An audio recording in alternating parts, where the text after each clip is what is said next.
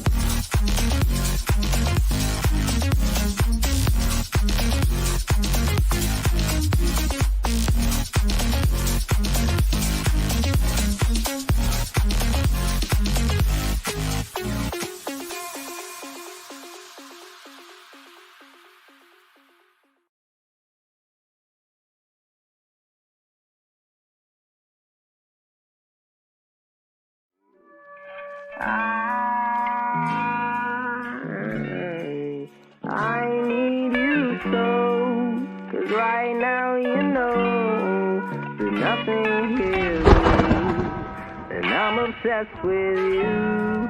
Then I fell to the ground, and she smiled at me and said, I don't wanna see you cry. You don't have to feel this emptiness. She said, I love you till the day that I die. Well, maybe she's right, 'cause I don't wanna feel like I'm not me. And to be honest, I don't even know why I let myself get down in the first place.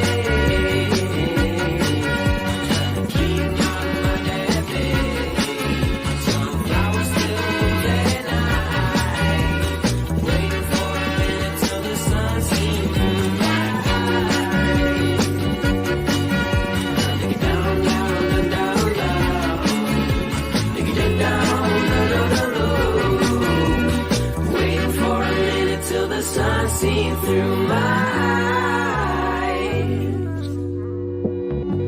You know you need to get yourself to sleep and dream a dream of you and I.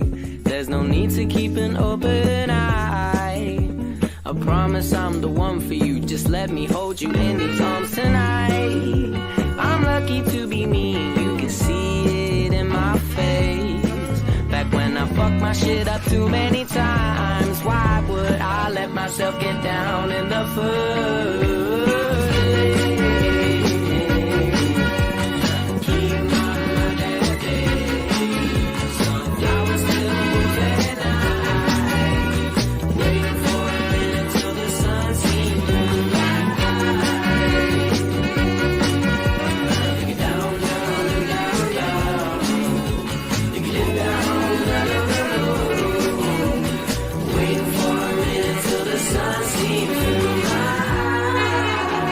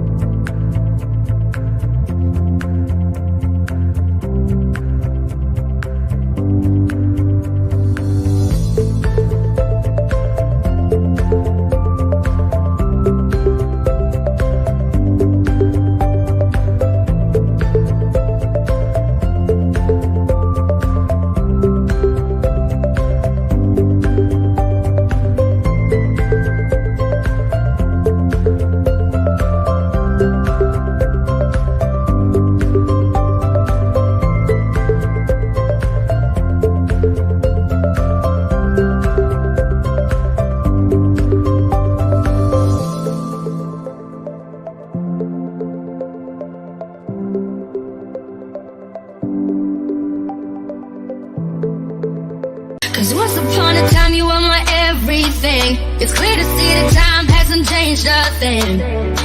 It's very deep inside me, but I feel there's something you should know. I will never forget you. You will always be by my side. From the day that I met you, I knew that I would love you till the day I die. And I will never want much more. And in my heart I will always be strong. I will never forget you. You will always be by my side till the day I die. Day I die, day I die, day I die, day I die, day I die, day I die, day I die, day I die, day I die, day I day I day I day I day I day I day I day.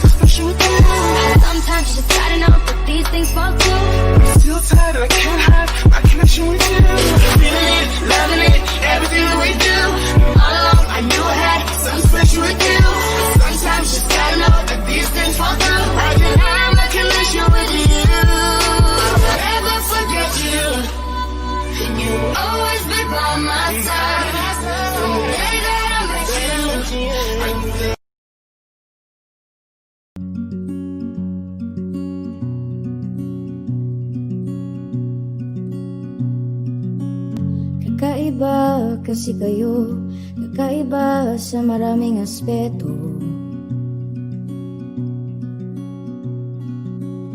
Sa kapatid na turingan, sa damayan, sa salo-salo.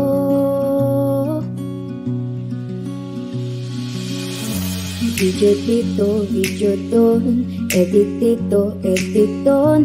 Mascom yan, isa sa pinakamatibay sa puyatan. Babasahin ko ang isip mo, huwag hihinga, huwag gagalaw, psych ito, di joke lang. May problema ka ba? Ito ang payo. Na ate, nanay ang nabay, sir na kuya, tropa, tatay, tagay, oh, yan ang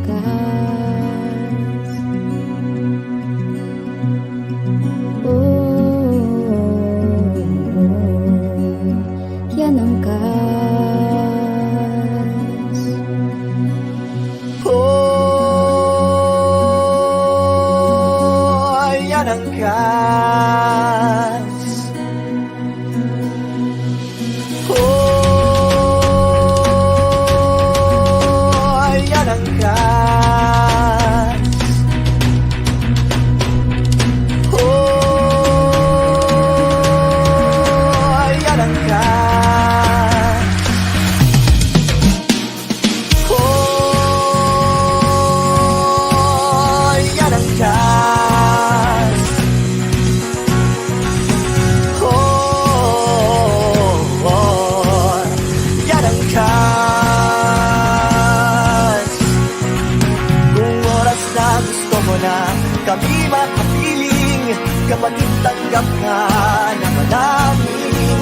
Minsan takot lang kami sa araw, inyong mapapansin, pero astig dito sa amin, nagse-shades kahit madilim.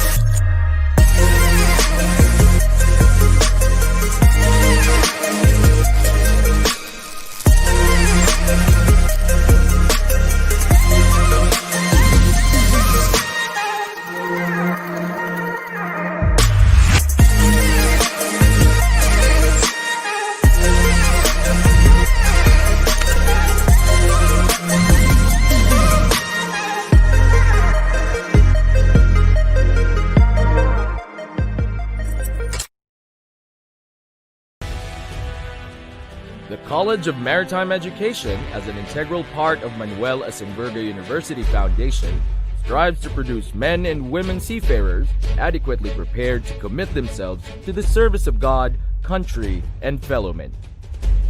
Manuel Asenberga University Foundation, in its commitment to quality and excellence, had subjected its programs to a series of assessment, accreditation, and ISO monitoring. The university continuously receives recognition from the Commission on Higher Education, as the university was recently awarded autonomous status. The College of Maritime Education provides and equips students with knowledge, understanding, proficiencies, skills, competencies, attitudes, and values to qualify and prepare them for assessment and certification as officer in charge of a navigational watch, engineering watch, and to provide students to qualify and pursue a professional career to advance their studies in a related maritime field of specialization. The maritime transportation and the maritime engineering, the students in, by the combination of general education, applied marine and other sciences, corporal and mental activity, and unparalleled shipboard training. We ensure that the department employs outcomes-based education, blended learning, and modern technology to ensure that the cadets are globally competitive. The College of Maritime Education trains its students with the efforts of the university's academic faculty who are trained and have practiced the fields of marine transportation and engineering. We also enhance the capability of the maritime education delivery system through purposive faculty development. Majority of the faculty members are management level and have 6.09, 3.12, and 6.10 trainings. Additionally, some have topped the PRC board exams. The MV Romana, our room simulator using 3D technology. The smart system can simulate any weather and tide condition. Over the years, the department is continuously conforming to the shipboard deployment rate set by the Commission on Higher Education, Maritime Industry Authority, or CHED Marina. Recently, the group of student and faculty won second best national conference paper entitled Development and Validation of Shipboard Training Manual, Guide for Cadets in Finishing Bachelor of Science in Marine Engineering and Marine Transportation programs. The alumni of the College of Maritime Education work all over the world. Be equipped, sail, and soar with the College of Maritime Education of Manuel Asenberga University Foundation, bringing the family tradition beyond excellence.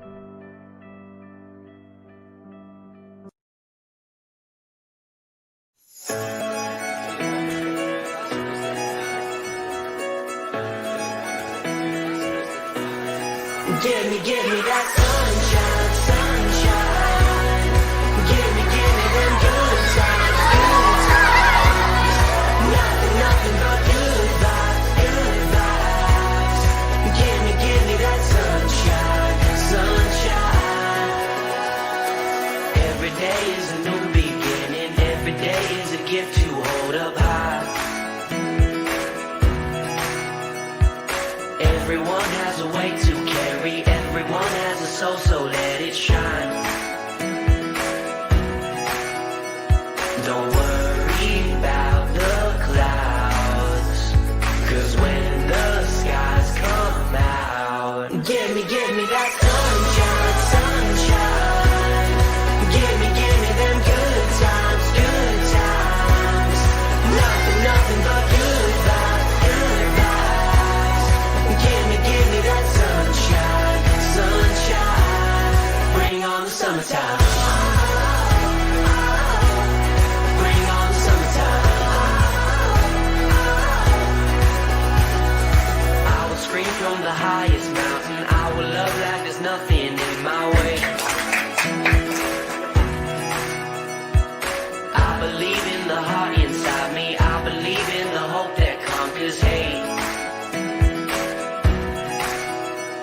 Don't worry about the clouds, 'cause when the skies come out, give me that sunshine, sunshine.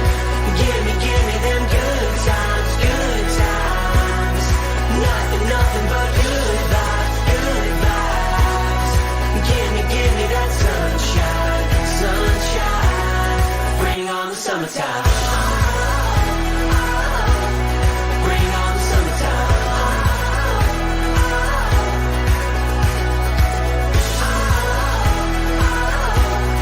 Bring on the summertime.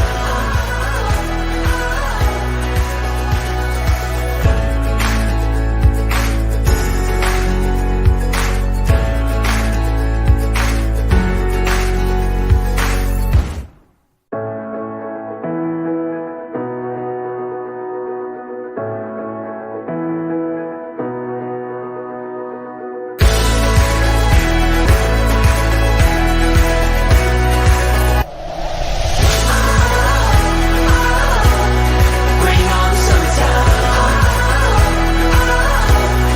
Bring on the summertime. Good afternoon, online viewers. First of all, I want to greet you a happy new year. Yes, it's already January 15, but I know it's still a happy new year. I hope that you have embraced the start of the year with such a brave heart and optimistic mindset.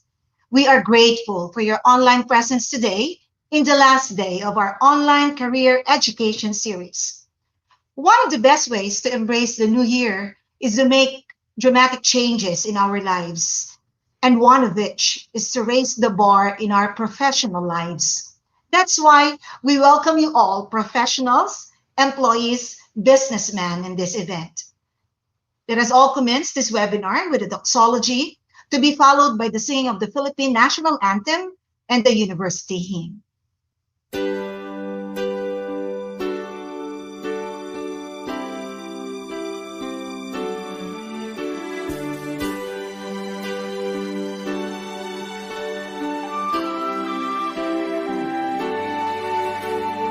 God will make a way where there seems to be no way. He works in ways we cannot see. He will make a way for me. Oh, God will make a way where there seems to be no way. He works in ways we cannot see. He will make a way for me. He will be my guide. Hold me closely to his side.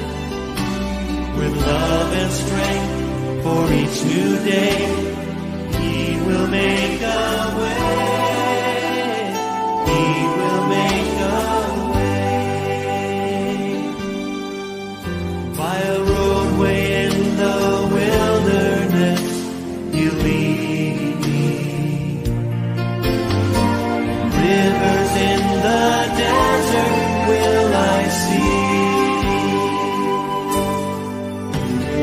Heaven and earth will fade, but his word will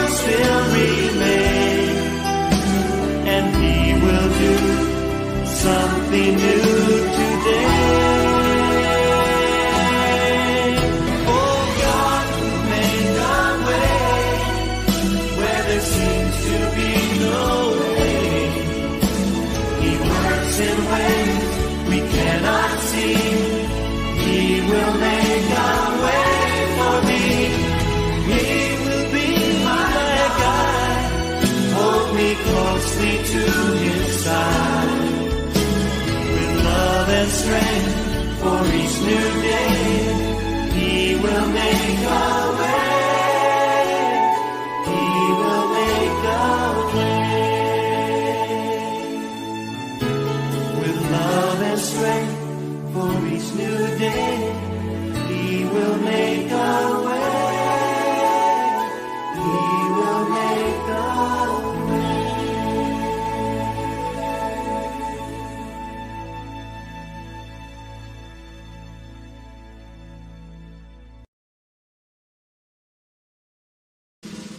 Mga kababayan, ang pambansang awit ng Pilipinas.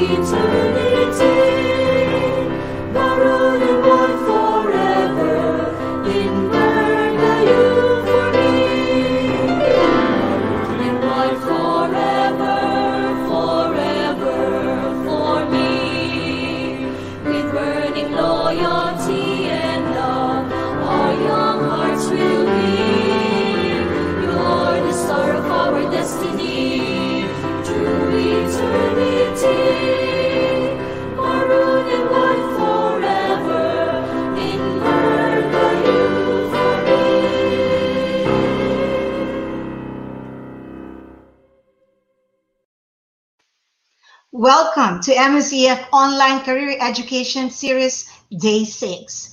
In today's event, let us talk about your current situation in the midst of a pandemic, both to your career and personal life. How we navigate the online platform since we are in the new normal setup, and of course, our mental health. When these things are all addressed the right way, nothing can stop us to continue pursuing our dreams, not even a pandemic, right? Can we see your hearts in the comment box if you agree with me? All right. For today's series, we will focus on the topic dealing with the impact of online class and work to mental health. Are you planning to pursue graduate or postgraduate education, yet questioning yourself if you're ready? Or is this the right time to pursue it? Do you still have in the innermost part of your heart that ultimate dream of becoming a lawyer and be of service to the community, but asking how and where to start with? Well, congratulations, because you have made a very important decision today. Because in this program, we will show you how Inverga University will be of great help to you in choosing where you want to go and how you are going to fulfill that higher career goals you have in mind. And for today's discussion, we will delve into your stories of challenges and how you could be able to cope between your work and your online class. So sit tight, listen well, and get ready to take down notes. Let's not forget that we are now live on the MSEF Facebook page and on the MSEF YouTube channel. So use our official hashtag MSEF Career Ed in sharing your thoughts for today's discussion on your social media accounts. Feel free to to send your shout outs for us to mention your office, your school, or your organization. And to formally start this event, let's have Dr. Benilde N. Villenas, the Vice President for Academics and Research, to give us her welcome remarks. There's a song called Que Sera Sera. Whatever will be, will be. The future is not ours to see. Que sera, sera. But the future will not just fall on your lap like an apple falling from a tree. You've got to work hard to attain your desirable future. This means knowing what your strengths are so that you can sustain and expand them.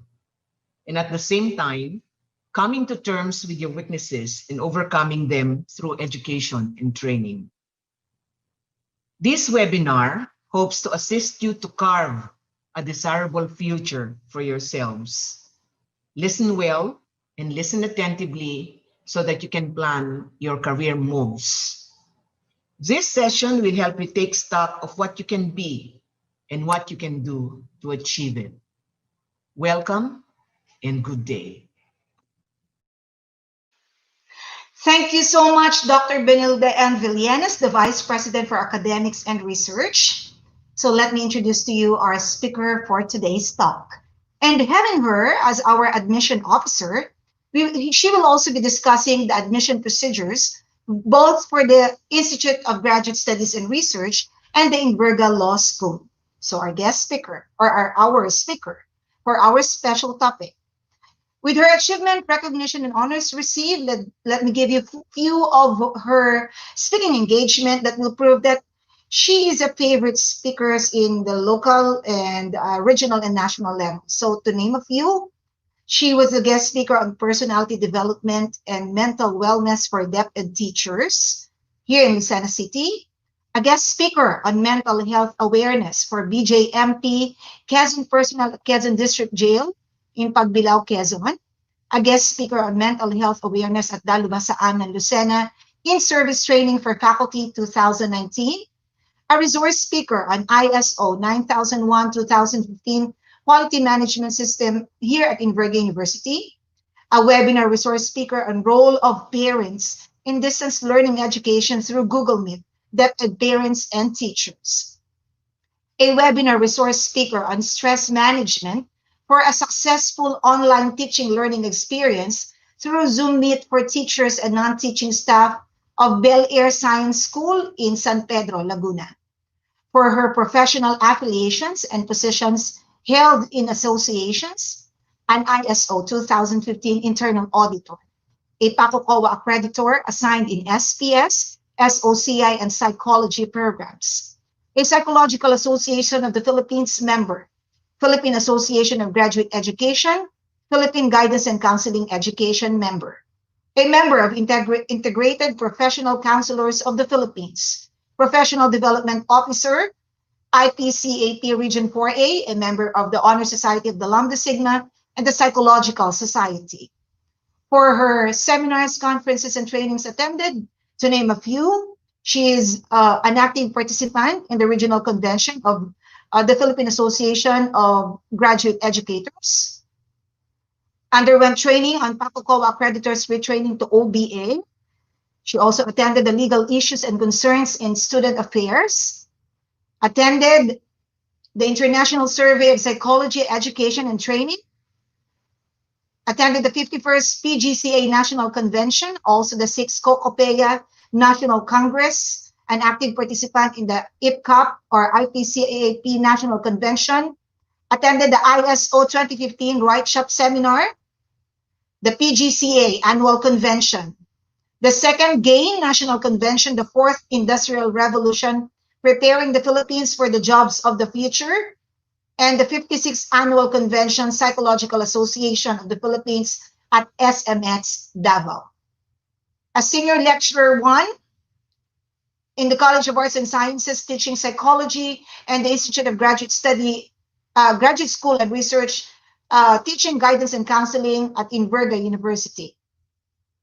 Had been an executive assistant, executive office of Inverga University as a special assignment from December 2016 to May 2017, a guidance counselor of the Basic Education Department of MSEUF from August 2005 to July 2018, a prefect of discipline and an office of organization coordinator of MCUF from August 2018 to April 2019.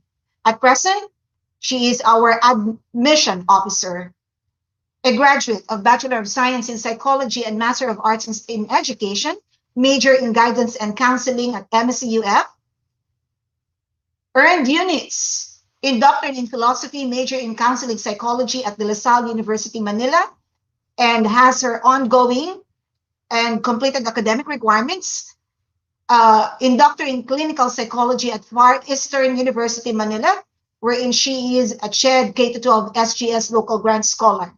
Ladies and gentlemen, our speaker for today's topic, dealing with the impact of online class and work to mental health, our very own admission officer, Ms. Joanna Fe Palasbas Panganiban. Ayan, so thank you very much, Ma'am Beng, for that very wonderful introduction. Nakaka-humble naman ang iyong mga nabanggit about me, no? So thank you very much, Ma'am Good Beng. afternoon, And Ma'am Joanna. The floor is yours. yes, thank you, Ma'am. Good afternoon to all our viewers na nanonood sa atin ngayon via live and via Zoom. No? Good afternoon sa mga empleyado, mga estudyante, mga business women and men na nakikinig or nanonood sa atin ngayon. A pleasant afternoon. So I am tasked today to share with you some information about dealing with the impact of online class and work to our mental health. No? So nakaka-relate po tayo dyan because at the same time, as a full-time employee, I am also enrolled in graduate school program. So alam na alam po natin that the COVID-19 pandemic took the world by surprise. Parang sa lahat ng mga surprises, ito yung parang hindi nakakatuwa. That's why maraming tao ang hindi talaga natutuwa sa mga surprises. Kasi bakit na-surprise ang buong mundo? Kasi walang nakahanda. Ano po? It is one of the most transformative and unpredictable pandemics in recorded history. Bakit? Nabago nito ang buhay nating lahat. The impact of the COVID-19 outbreak or pandemic is drastically changing the lives of people across all levels and status of life. Walang mahirap, walang mayaman, walang bata, walang matanda. Lahat po tayo ay affected ng COVID-19 pandemic. Our movement and mobility had been restricted to ensure the safety of everyone. So ngayon, tatanungin kita, kamusta ka? Kamusta tayong lahat? After having experienced the impact of pandemic or the COVID-19 outbreak. Almost 9 months or 10 months, masasabi natin, kamusta na ba tayo? Habang pinagsasabay natin ang ating pagtatrabaho o ang paghahanap natin ng iba't ibang resources to provide for the needs of the family sa tinatawag nating bagong normal, no? At sa kasabay nito, ang ilan sa atin ay pinagpapatuloy ang ating mga goals in accomplishing graduate school or even law school. No? So at this point of time, let us tap our shoulder sa lahat ng challenges na ating na-encounter, we're still able to pull it through. So congratulations everybody. So given the various challenges sa dala ng pandemya, alam na natin ang common challenge na nai-encounter natin is the financial resources, right? So yung mga nag-online class, working from home, ang isa sa mga nai-encounter natin ay ang pagkakaroon ng internet connection, unreliable internet connection or interruptions, right?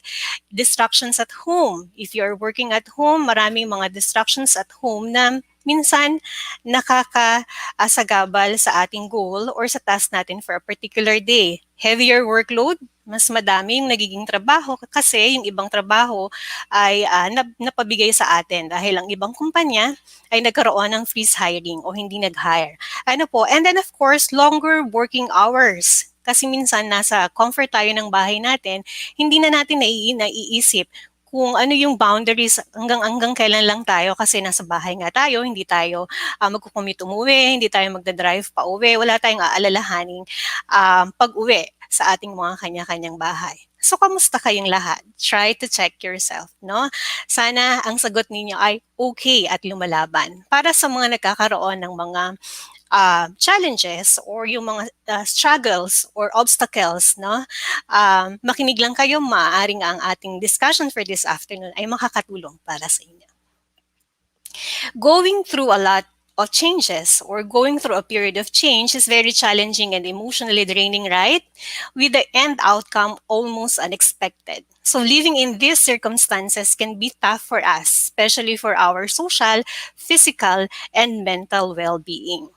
So, meron lang akong mga tanong sa inyo, no?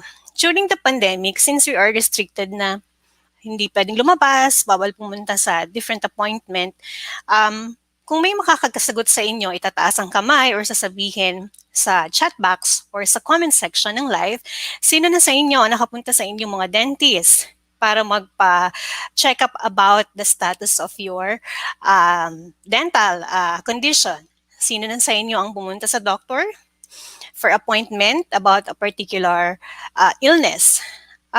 Sino na rin sa inyo ang nag-took ng medication or over the past year or nag-absent sa online class or sa work due to physical ill health?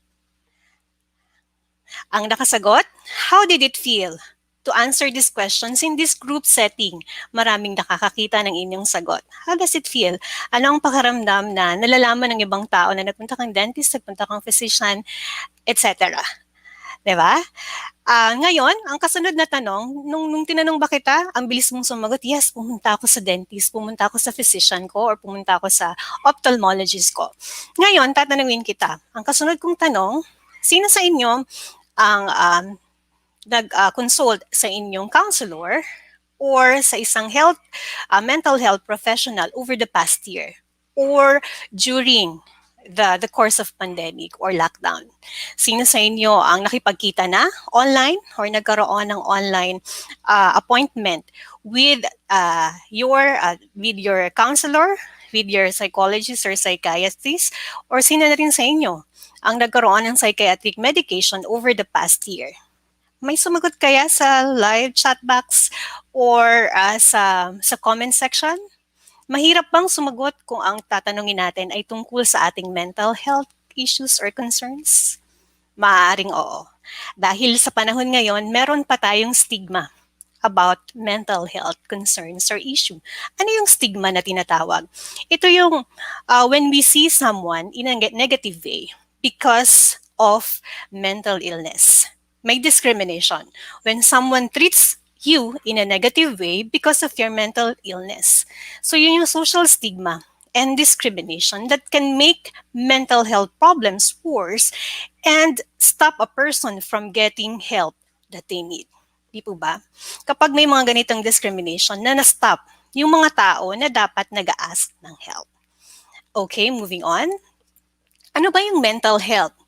Mental health is one of the most misunderstood terms. Many think that mental health is just about having mental health problems or a person who is buwang. Are you familiar with the buwang? Baliw, siraulo? Mga terms na ginagamit natin sa mga taong hindi normal ang kinikilos. Ano? Mental health, it's not just having or not having a psychiatric diagnosis, but it's more of enjoying the best cognitive, emotional, behavioral, and social state in which we can have a fulfilling life in our community. So as defined by the WHO or the World Health Organization, it is a state of well-being in which the individual realizes his or her own potentials or abilities in coping with the normal stresses of life. It can work productively and fruitfully and is able to make a contribution to the community. So having a good mental health is being able to cope with the normal stresses of life related to work, related to study, related to family, and even now related to pandemic. So despite our situation, there are also more reasons for us to be grateful, no? Napakadami. Sabi nga ng ating Miss Universe Catriona Gray, yung silver lining of the situation. Marami tayong mga na-realize amidst pandemic. Tama? Nagkaroon ng mas bonding or close relationship ang magpapamilya, nagkaroon tayo ng time para sa ating mga sarili, nagkaroon tayo ng mga unlock milestone achievement. Yung dating hindi alam na sila ay marunong magluto, ngayon nakakapagluto na. Yung dating walang pakialam sa mga greens or sa mga plants, ngayon napakadami ng halaman sa kanilang mga bahay.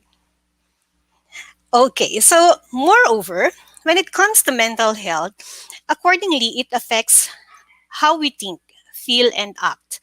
It also helps determine how we can handle stress, relate to others, and make choices. Over the course of our life, if we experience mental health problems, our thinking, our mood, and behavior could be affected accordingly. Good news is, in the Philippines, has a mental health law o yung tinatawag nating RA 11036. It secures the rights of persons with mental health needs, provides mental health services, and promotes mental health education hindi lamang sa mga paaralan or schools, hindi lamang sa mga local barangay or community, kundi ganun na rin sa iba't ibang workplaces. Okay, so what is the most stressful thing for you? Diba? Having said all the challenges or impact na nararanasan natin, madalas nating naririnig yung salitang, stress na ako, sobrang stress na ako. Because of the many load, because of the many tasks, because of the different responsibilities na nasa shoulder mo. Stress can cause mental health problems and make existing problems even worse.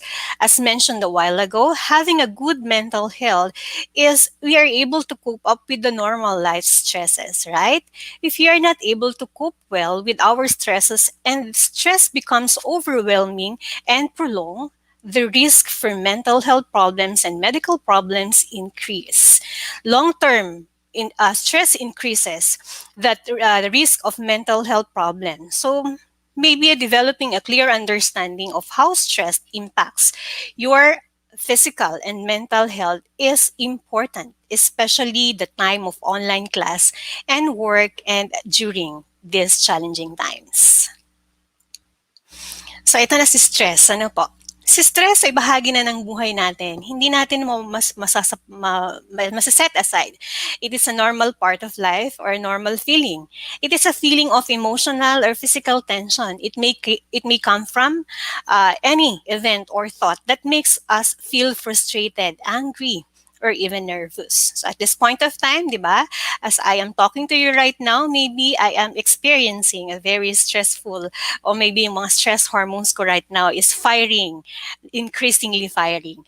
So given the different challenges during the time of pandemic, nagkukos ng different stress sa atin. Nag-iiba-iba lang yung stress tolerance natin or endurance dahil sa maraming bagay.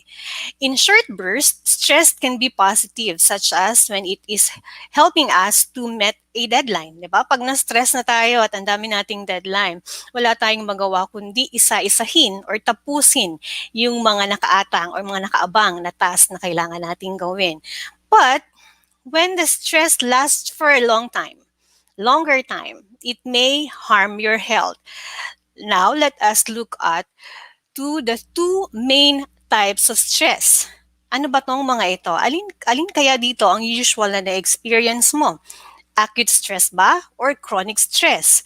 Pag sinabi nating acute stress, it is a short-term stress that goes away quickly. Mabilis na nawawala. You feel it when your professor call you for recitation, lalo na sa college or sa Inverga Law School, no? Pag tinawag ka ng recitation, bawal lang nagbabasa, kailangan nakatitig ka sa camera during the online recitation. That may cause you or may put you under a very stressful situation, right? Or kapag naman ang boss mo ni-require ka to submit a report immediately or other things, no? So have a fight with your partner or with your children or naglag sa internet, tapos may klase ka or may kailangan kang i-submit or due date mo na. It also occurs when you do something exciting or new. All people actually have acute stress at one time or another. On the other hand, chronic stress lasts for a longer period of time. You may have chronic stress if you have financial problem, money problems, an unhappy marriage, an unhappy relationship, unstable job, or trouble with your work or business, among others, no? Any type of stress that goes on for weeks, tumatagal ng weeks or months ay tinatawag nating chronic stress. You can become so used to it actually, to chronic stress, that you don't realize it is already a problem. If you don't find ways to manage stress, it may lead to a more serious health problems. So chronic stress can affect your health, causing symptoms like headache, high blood pressure, chest pain to heart palpitations, rashes, and basically yung loss of sleep.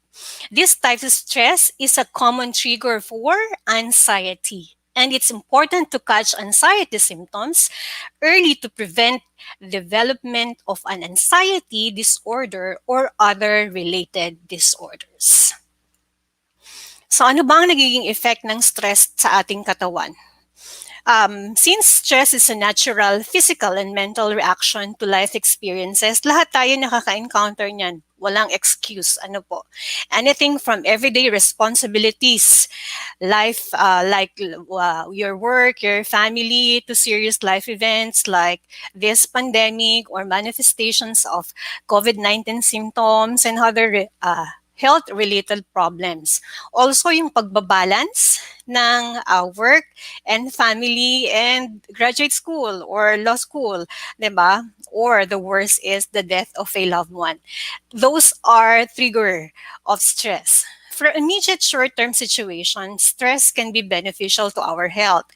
It can help us cope with potentially serious situations. Our body responds to stress by releasing hormones that increase our heart and breathing and ready our muscles to respond.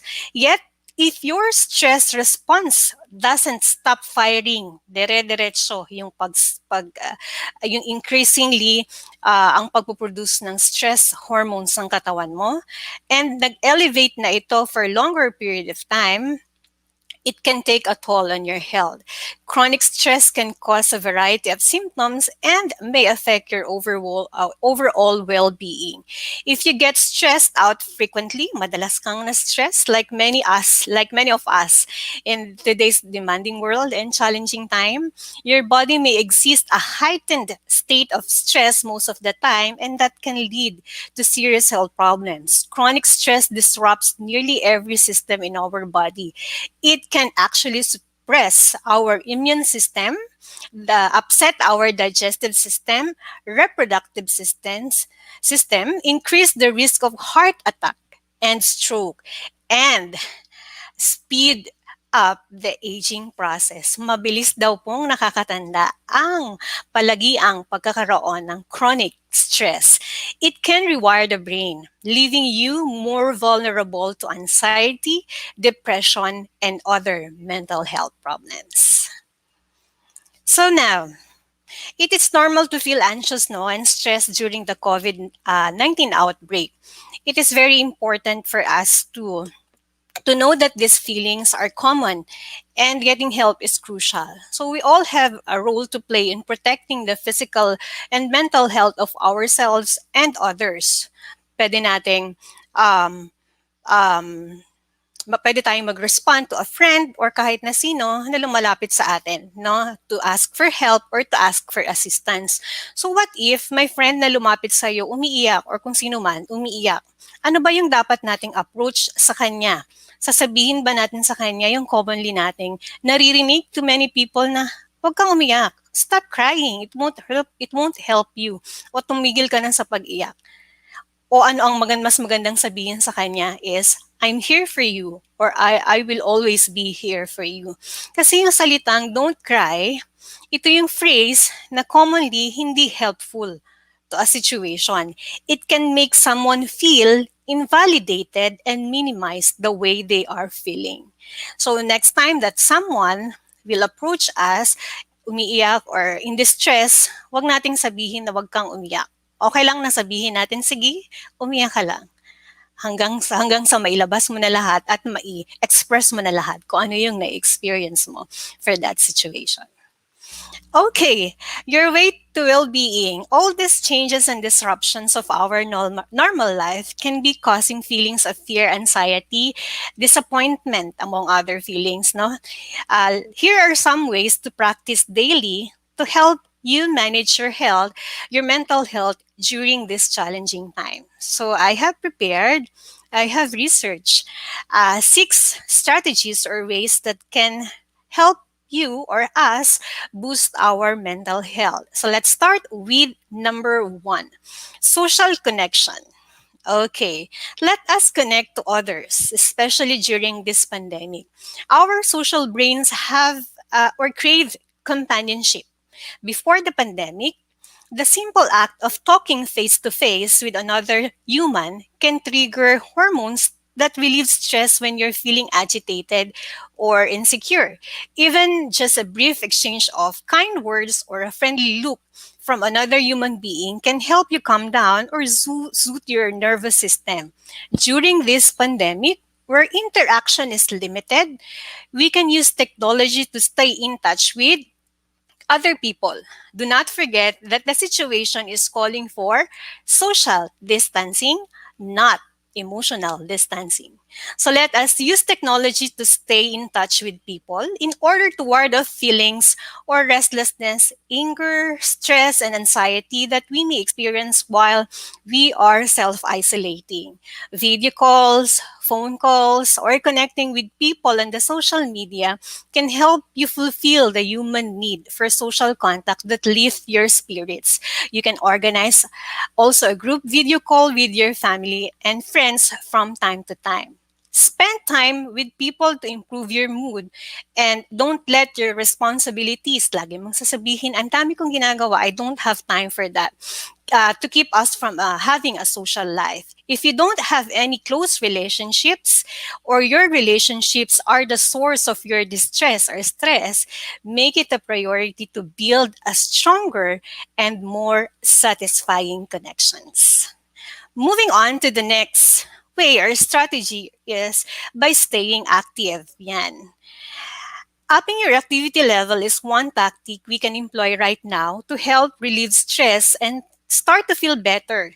Yung regular exercise can actually lift your mood and serve as a distraction from worries, allowing you to break out of the cycle, negative thoughts that feed our stress.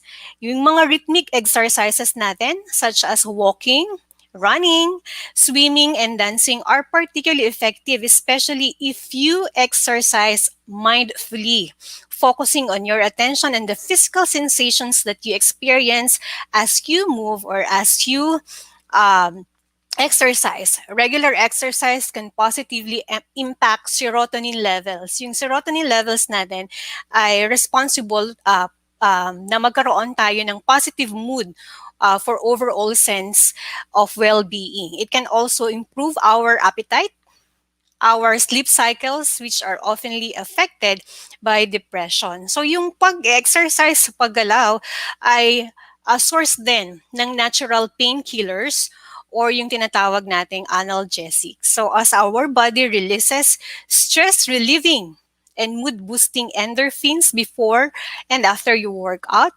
that is why very important ang exercise or very powerful siyang antidote to stress, anxiety, and depression. So, yon, tatandaan natin, no? So, basic lang yung pinag-aaralan natin, but it matters a lot. So, make yourself or available for exercise or movement. Now, ito na. Managing stress. How do you manage your stress? There are a lot of ways and strategies to manage our stress. While not all stressors can be avoided, hindi lahat ng stressors ay ma-avoid, di ba? Meron nga tayong tinatawag na stress that can be controllable or uncontrollable. Yung uncontrollable is like pandemic, hindi natin siya makontrol. Pero ang pwede nating i-control is our reaction to the situation. Right? So stress management strategies can help you bring things back into balance. Sabi nga sa Cobra Kai, kung nanonood kayo sa Netflix, finding your balance. So ano nga ba yung stressors mo? There are countless of techniques for managing stress like yoga, mindfulness, and exercise, as mentioned a while ago. And these activities can relieve your stress, but At the had but in the heat of the moment, for example, during a high pressure job interview, a disagreement with your boss, with your spouse, or anyone else, makakapunta ka ba sa isang lugar para mag-meditate, no? So in this situation, yung mga ganitong heat of the moment, you need some more immediate and accessible stress reliever. So ngayon, tingnan natin kung paano natin pwedeng gamitin ang ating different senses. So bata pa lang tayo, elementary pa lang tayo, na ituro na sa atin na tayo ay merong different senses. Na? So one of the speediest and most reliable ways to stamp out stress is to engage with one or more of your senses. Kahit hindi naman lahat. Kung saan ka mas comfortable or kung ano yung nag-work for you, go for it. Such as yung sense of sight, sense of sound, smell, taste, touch, and movement. For sense of sight, kapag nandun ka sa heat of the moment na sobrang na-stress ka, pero may kailangan kang gawin right after, no? Paano mo ma-relieve yung stress mo through the sense of sight? Pwede kang tumingin sa mga cherished photo or memento. Kaya 'di ba may mga empleyado, estudyante na may mga nakalagay na picture ng kanilang family, ng kanilang baby. Talagang yung picture ng baby is very soothing. Talagang nakakatanggal siya ng stress. Or use a plant or flowers to enliven your workspace. Kaya naman talagang nung umuso ang mga plantito and plantita, ang ating mga bahay at ang ating mga opisina ay nagdamihan ng mga greens or plants sa atin kasi it can relieve stress. Enjoy the beauty of nature kung sa labas ng opisina, sa labas ng bahay ay may magandang garden or park, 'di ba? Pwede kang doon muna to relieve your stress. Surround yourself with colors that lift your spirits. Hindi syempre yung mga black, gray, or white, no? So it's probably mga colorful things. Pwede ka rin tumigil or sandaling ipikit ang iyong mga mata and picture a place that feels peaceful and rejuvenating. Pwedeng sunset, pwedeng sunrise, pwedeng seashore, pwedeng beach, or kung ano man ang sa palagay mo ay makakapag-relieve ng stress mo for the moment. Next is for the sense of sound. No? Sino sa inyo ang mahilig mag-karaoke? According to research, no, yung singing is actually an aerobic exercise which sees the release of endorphins. Kaya ang mga Pilipino ay masayahing tao kasi mahilig kumanta kahit yung kanta hindi mahilig sa atin, di ba? Just for my case siguro. Nakakaproduce siya ng feel-good chemical sa ating katawan that is according to Bashley Morchirji of the Southeast Asia, no? Na talagang nakakatulong yung pagkanta. Kaya dun sa cellphone natin, sa smartphone, 'di ba sa YouTube may mga app na or pwede kang mag-download ng app, kanta ka lang, it can relieve your stress, no? And then sa office, may mga naglalagay ng sound of nature, crashing waves, the wind, rustling the trees, birds singing, or yung iba nagpo-purchase man ng mga fountain. So you can enjoy the soothing your sound of running water in your home or your office. Pwede rin yung mga wind chimes, no? Ang sarap sa tunog, no? Nakakatanggal siya or nakaka-relieve siya ng stress panandalian. Then yung sense of smell natin. Nauso na rin ngayon yung mga scented candle or burning of incense, diba? The smell of the scented candle stimulates the part of our brain which actually is connected to memory and mood. From boosting energy to relieving stress or even enhancing mental clarity. So yung healing properties coming from a lighted scented candle can deliver psychological effects. So yung mga mahilig dyan, pwede nyong ituloy lang yung paglilit or pagkakaroon ninyo ng scented candle at home. Or yung sa mga mahilig na ngayon sa mga essential oils, no? Pwede rin yon. Or the scent of the flower or yung fresh air in the great outdoors. Siyempre, malinis. Ano po? Then, spits on your favorite perfume or cologne. Pwede rin yon. Nakaka-relieve din siya ng stress. So, for this sense of taste, paano ba ito nakaka-relieve ng stress natin? Pwede tayong dahan-dahan savoring our favorite treat kasi pwede itong makapagpa-relax sa atin. Pero we have to be mindful sa mga kinakain natin kasi baka mamaya sa akala natin na ito yung stress reliever mo, kumain ka na ng kumain na hindi mo na naintindihan kung marami ka na bang nakain o kukonti pa. So, pwede rin na when you're in distress, yung magchuchu ka ng sugarless gum, yung gum na hindi siya matamis, kasi accordingly it is associated with better alertness. Kapag alert tayo, mas nakakapag-isip tayo objectively and rationally. Also, yung small piece of dark chocolate, no?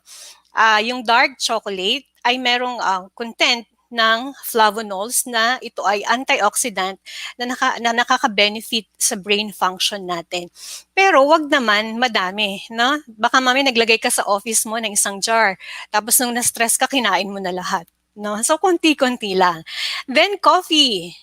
Sabi nila, hindi siya maganda for stress, no? Pero, steaming or sipping as a coffee, a cup of coffee or tea, or a refreshing cold drink may actually lessen or relieve your stress. Not too much, no? Hindi too much coffee or caffeine intake. Kasi kapag may too much caffeine intake tayo, nagkakaroon naman yung reaction yung katawan natin na hinahanap natin siya. Bakit natin siya hinahanap-hanap? Kasi nagre-release ng feeling of euphoria, yung feeling of satisfaction and happiness yung brain natin. Kaya nagkakaroon ng addiction. Same goes with the feeling kapag ikaw ay nagtitake ng mga pinagbabawal na gamot. Yun ang explanation kung bakit hindi maganda na maraming coffee or caffeine intake tayo, kasi nagiging addictive or nagiging dependent tayo sa coffee. Kasi nagdadala daw ito sa atin ng pleasant experience, lalo na yung sa umaga. Pagising mo sa umaga, pleasant yung experience mo kapag nakakainom ka ng coffee. So hinahanap mo na siya sa buong maghapon hanggang sa pagtulog mo. Next is yung sense of touch. Pwede daw nating i-wrap yung self natin into a warm blanket. And ang pinaka-common ngayon is yung pet a dog or cat. No? Marami ang mahilig mag-alaga ng mga aso at saka pusa.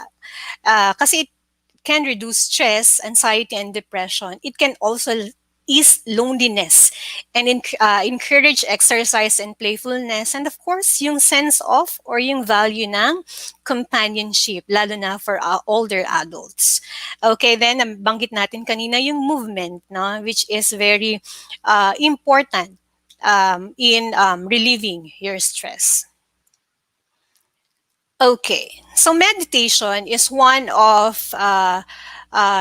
the known strategies or way para ma-relieve yung stress. It is a mind and body practice that long ago na ay napatunayan na nakaka-increase ng calmness and physical relaxation, and at the same time nai-improve yung ating psychological balance, at the same time yung coping natin sa different illness and stress, at na-enhance yung overall health and well-being natin.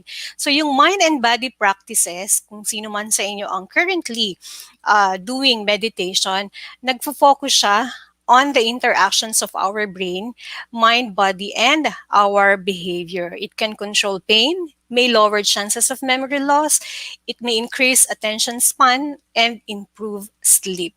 So, yun yung mga paraan na pwede nating gawin during the time na tayo ay nai-stress or tumatagal yung stress natin. Pero kapag longer na yung period of stress, there are other interventions.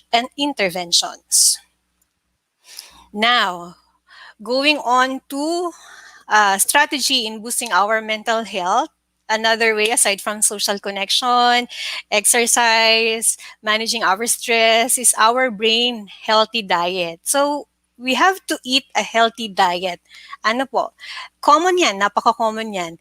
Food is one of the most important factors in overall health. The food we eat literally becomes who we are. Tama? Familiar kayo sa ganon? And influences our physical, mental, and even our emotional well-being. The food we eat can improve or worsen our mood and affect our ability to cope with life. So eating a diet full of processed, yung mga processed food, yung mga nasa convenience food, refined carbohydrates, sugary snacks can actually worsen symptoms of stress. While a rich diet like yung mga fresh fruits and vegetables, yung rich in high quality protein and omega-3 fatty acids can help you better cope with life's ups and downs. So tayong mga tao, we respond differently to different foods depending on our genetics and other health factors. So we have to know and to learn ano yung food na nakaka-affect sa mood and sa well-being natin. Ito, isa sa mga importanteng strategy, even mga matatanda, natutok for granted na ito. Quality sleep. Tama po ba ako? Lalo na ngayon, nauso ang mga online, kahit babae, nag-ML, nag-CCOD. Yan, familiar tayo sa mga ganyang online games, no? Hindi natin namamalayan yung time when we are doing these things. Lalo na rin yung mga nagtatrabaho and yung nag-comply with the requirements sa kanilang mga postgraduate education. So skipping even a few hours here and there can take a toll on our mood, energy, mental sharpness, and our ability to handle stress. So according to large body of research, nagpapakita that sleep deprivation has a significant negative effect on our mood. So try to go to bed at a regular time each day and practice good habits to get better sleep. This include, ano po ba ang magandang habit ng pagtulog para sa matanda, para sa bata? Pareho po. Ano po? Kailangan po nating i-shut down lahat ng mga screens o yung screen time natin, tumigil dapat an hour.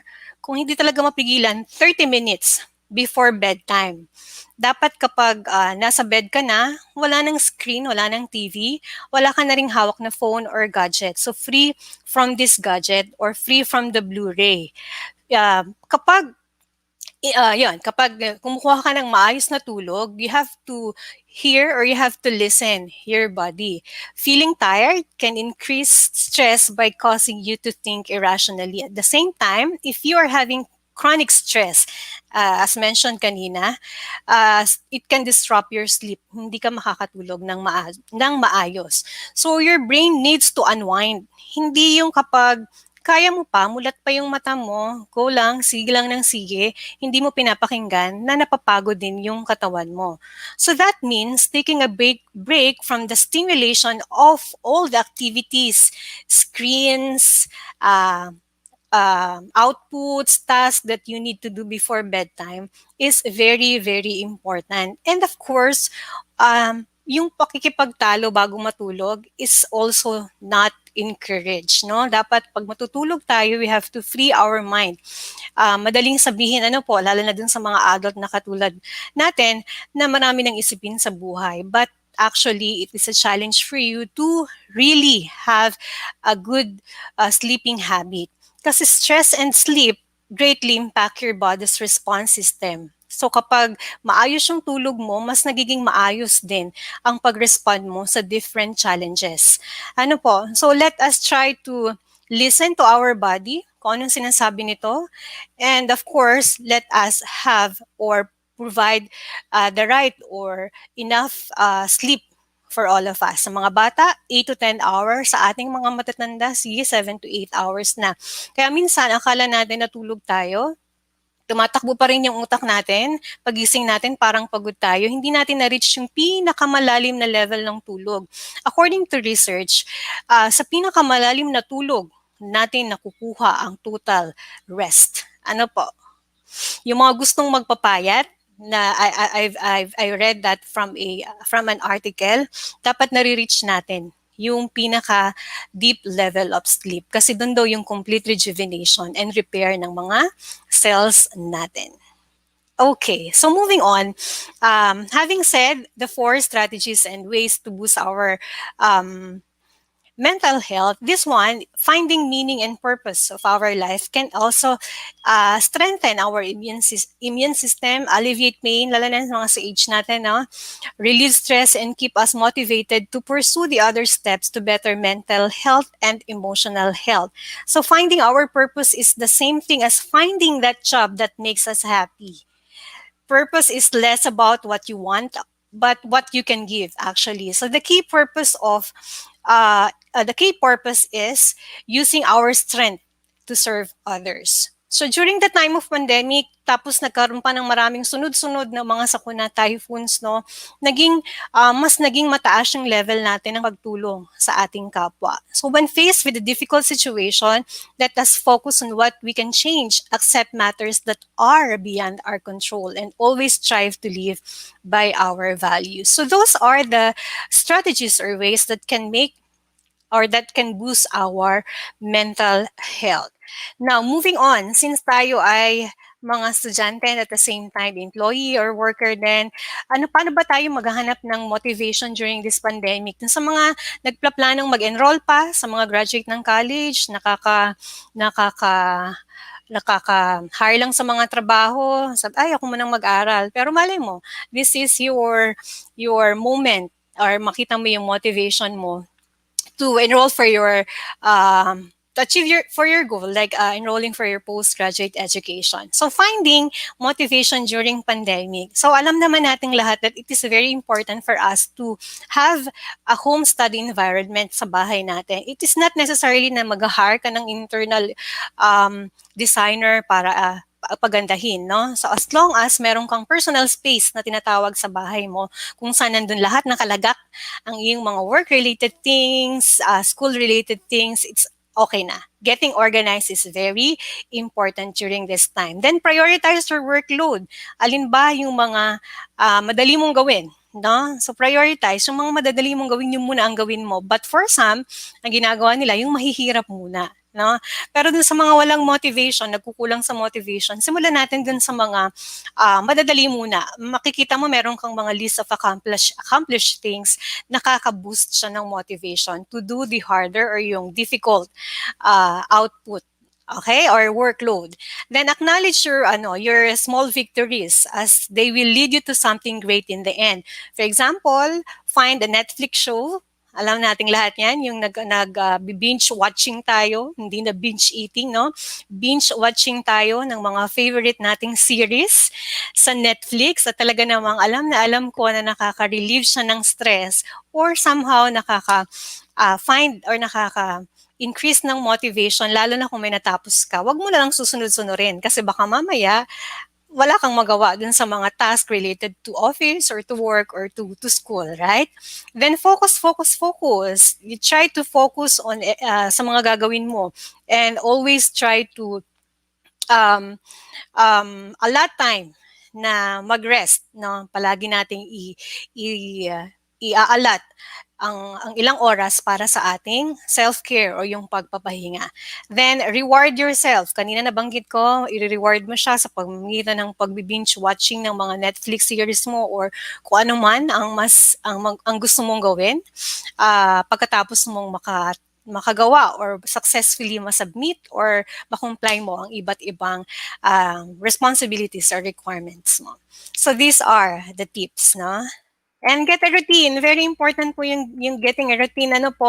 Kahit nasa bahay lang tayo, nag-work from home, online class at home, never ever try to say na nasa bahay lang naman, so ito na lang ang suot ko. Kung ano yung sinuot ko na ako'y natulog, nung gumising ganun din. Kasi nagsisignal sa brain natin, pag naligo tayo ng maaga, kung may nagawa at nag-breakfast tayo ng maaga, sinundan pa din natin yung routine natin, nasisignal yung brain natin na we are shifting from another task or another activity. Hindi yung sinuot mo pa rin nung gabi, yung pa rin yung suot mo. Pansinin nyo, dala-dala mo yung mood nung natutulog ka, habang umattend ka ng klase, naka-off cam ka kasi hikab ka ng hikab. Pero kung ikaw ay naligo, nagput ng makeup, kung sanay kang maglagay ng makeup, nagput ka ng pabango or nagsuot ka ng damit pang-alis kasi hindi naman talaga lahat ng mga damit pang-alis ay nagagamit sa panahon ngayon.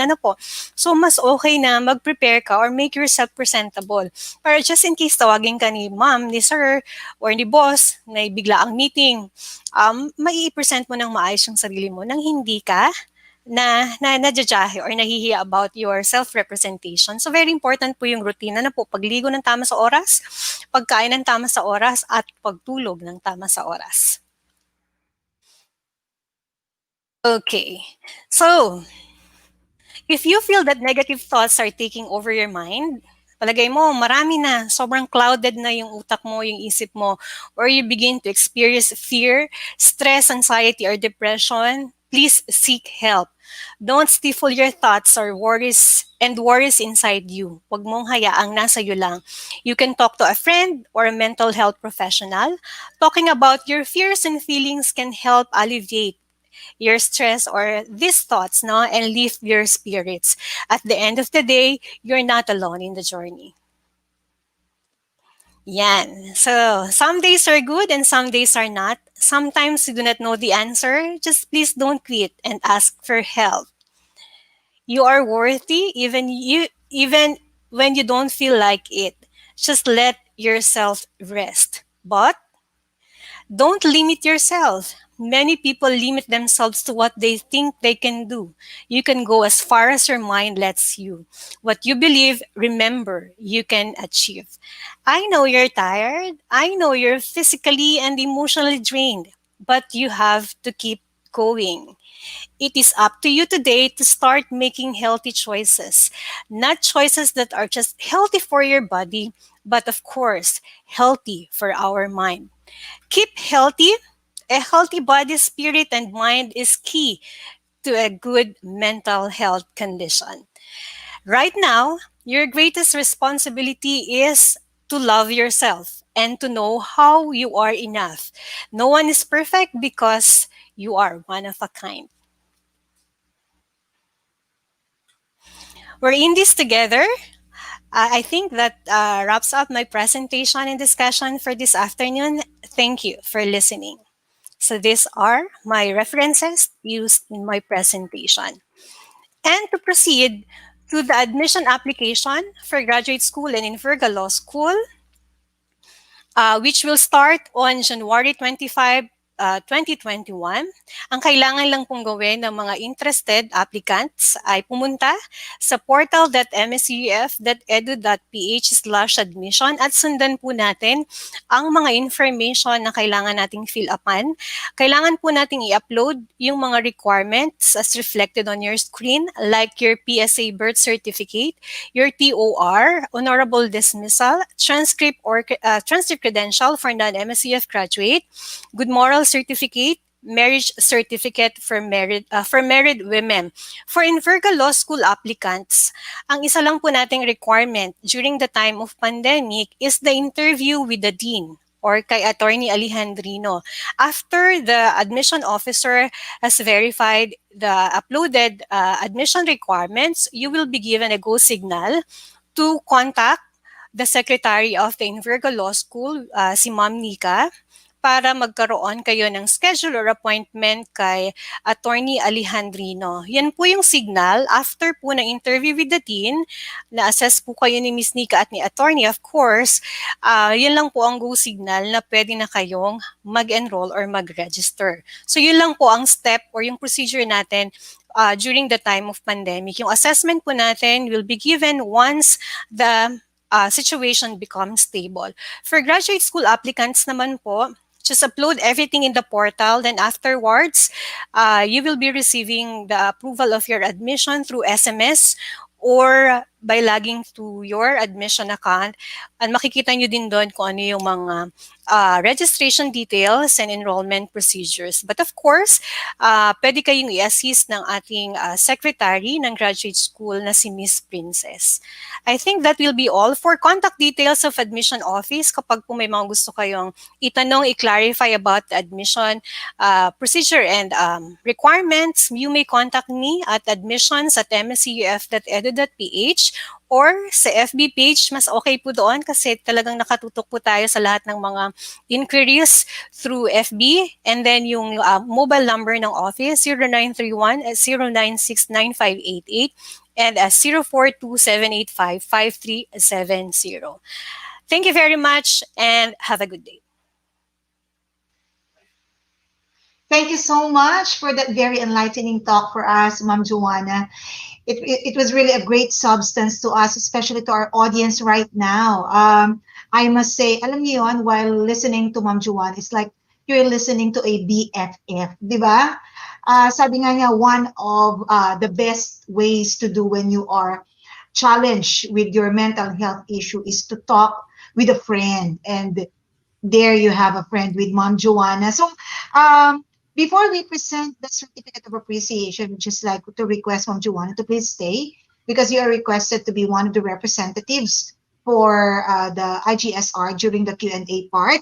So, bigyan lang natin ng ilang takeaways. Personally, grabe, itong 6 na araw ng ating online career education, personally every day, I really was able to get so many takeaways. So, for this afternoon, isang napaka-importanteng, siguro it's more of the bottom line ng discussion ni Ma'am Joanna is really knowledge is power, but knowledge utilized is a more effective power. So lahat ng sinabi niya, let's bring it home at pakinabangan natin.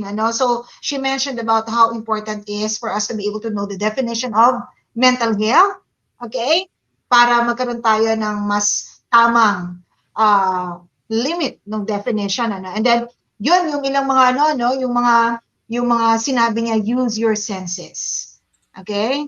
For sure, nararamdaman mo ang sinasabi sa'yo ng iyong katawan pag nai-stress ka.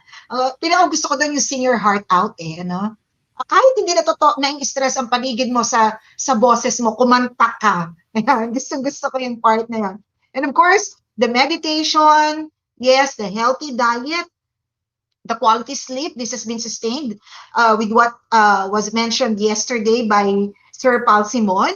And then yung complete rejuvenation. Nako, personally, I gained something about that. Kaya pala, nag-slow down ng metabolism natin, kapag hindi tayo natutulog ng maayos, and then, masakit mong sabihin, medyo na-increase yung weight natin. So, have a very, very good meaning and purpose. So to all our audience who would like to pursue a graduate and postgraduate education, and of course, who would like to pursue law, you have to have that very, very clear why, your clear meaning and your clear purpose, okay?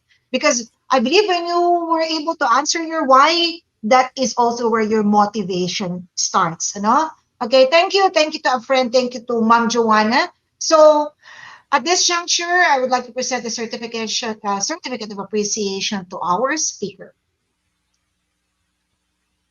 All right, so the certificate of appreciation is hereby given to Joanna Fe B. Panganiban, registered guidance counselor, for her time and effort as a resource speaker in the online career education series with the topic Dealing with the Impact of Online Class and Work to Mental Health, held January 15, 2021 via Facebook and YouTube Live, given this 15th day of January 2021 at MSEUF, Lucena City, Philippines. Signed, yours truly, Beverly H. Garcia, and our Vice President for External Relations, Mr. Celso D. Habalia. So as I mentioned, I would like to request that Ma'am Joanna to please join us in a little while. Okay, so we would like to inform you that certificates will be provided to those who have attended the full duration of this webinar, as well as the link later in the program. So this time, we will be hearing privileged speeches from our Dean of the Invergro Law School and representatives from the Institute of Graduate Studies and Research. For 10 minutes, they will be sharing with us what opportunities and programs are waiting ahead for the students from different programs in their department. So for our participants, if you have questions, this is your great opportunity to inquire or deliver your questions. Just type them in your chat box and our panel will address your queries and concerns. So without much ado, for the Invergro Law School, please welcome our Dean. We have Dr. Ray Oliver S. Alejandri. Good afternoon, Attorney. The floor is yours, sir. Magandang hapon po. Good afternoon. Good afternoon, everyone.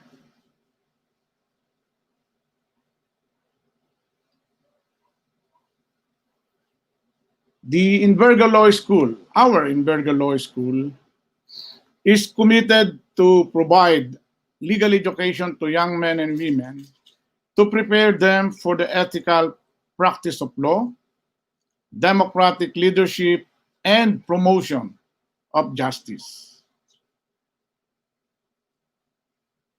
The Imberga Law School was founded by the founder of the former Luzonian colleges, Manuel Sarmiento Imberga. Next, please.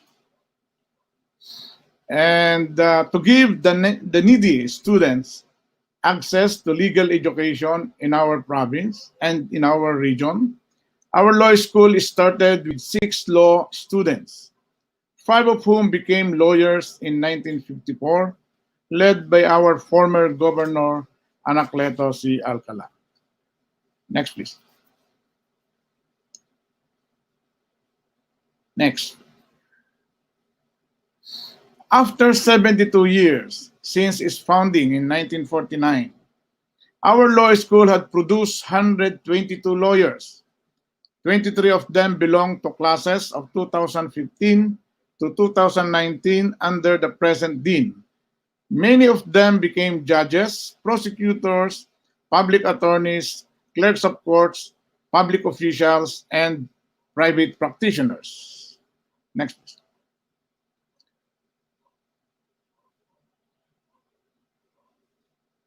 Next. In 2015, our passing rate in the bar examinations was only 5.88%, increasing to 46.15% in the following year, 20% in 2017, 1765 or rather 17.65 in 2018, and 23.08 in 2019. During this 5-year period, 23 of our graduates, 2 in 2015, 7 in 2016, 3 in 2017, and 7 again in 2018, and 4 in 2019 have joined the noble roster of lawyers. Next, please. With this achievement, next, please. With this achievement, we accomplished this much because of our competent faculty, who are alumni of the best law schools in the country. We recruited professors from Ateneo, UP, San Beda, UST Arellano, FEU, MLQ, PUP, University of Manila, and our very own Imberga University. And all of them have the degrees of Bachelor of Laws, Juris Doctor, Master of Laws, and Doctor of Civil Law. And they are justice, judges, prosecutors, public attorneys, and private practitioners. With respect, next please, with respect to our facilities, our law library includes the updated Supreme Court reports annotated, that is the Bible of the lawyers, which one can read all the decisions of the Supreme Court. The law books written by the best authors in the Philippines, computers with internet connection, law journals, and other legal publications. We have also a moot court. This moot court where we train our law students to be skilled and competent legal practitioners in the actual court. This is the arena where they seek truth and justice for the benefit of our common people. We have our classrooms in our law school have air-conditioned classrooms where our students could learn the spirit and the substance of the law and jurisprudence. Next, please. And one of the programs of the Imberga Law School is the conduct of the board of the bar operations, which are conducted annually during the conduct of the bar examinations to qualify our law graduates to be lawyers, to help them to become lawyers. And for the community service, we have our legal clinic, which we share our knowledge on the practical side of the law by conducting free legal clinics among the poor members of the community in the city of Lucena and in the province of Quezon. Next, please. We give opportunity to our law students to actively participate in legal camps, symposia, and conferences where they are trained to be successful lawyers in the future. Next, please. Our law students also engage in sports activities to prepare their human bodies for legal battles. Next. And they always remember that beauty, brain, and bravery are inherent in lawyers as we join in the Miss Inverga annually. And finally, obtaining the degree of Juris Doctor or JD is the dream of every Inverga Law School warrior. And finally, ultimately, signing the role of attorneys at the Supreme Court is the beginning of the quest for truth and justice and personal success too. Thank you and good afternoon. All right, there you have it. Our very own Dean of the Inverga Law School, Dr. Ray Oliver S. Alejandrino. Attorney will be requesting you to stay for a while for our Yes, Q&A of course. while we Yeah. give way first to the representative of the Institute of Graduate Studies and Research. Please welcome Dr. Jose B. Tan Jr., a faculty of this department and the Director of the Information and Communications Technology. Good afternoon. So, in behalf of Dr. Felix Mercado of the Institute of Graduate Studies and Research, so I'll be presenting the programs of the IGSR. So, our vision is MSEUF IGSR shall be a globally competitive graduate studies and research institute in the field of education, business, engineering, IT, criminology, public administration, and management. And for the mission, the IGSR, in tandem with Dr. Cesar A. Villariba Research and the Knowledge Management Institute, aims to upgrade the capacities of education, business, engineering, IT, criminology, public administration, and management professionals to make positive contributions to research and practice. Now, the goals, the IGSR, in tandem with the DCAV RKMI, aims to upgrade the capacities of education, business, engineering, IT, criminology, public administration, and management professionals to make positive contributions to society through practice and research. Now, the following are the programs of the graduate studies. So we have doctoral programs. Specifically, we have Doctor of Education, major in Educational Management, accredited level 3. We also have Doctor of Management, Doctor of Philosophy in English, Doctor of Philosophy in Criminology, and Doctor in Information Technology.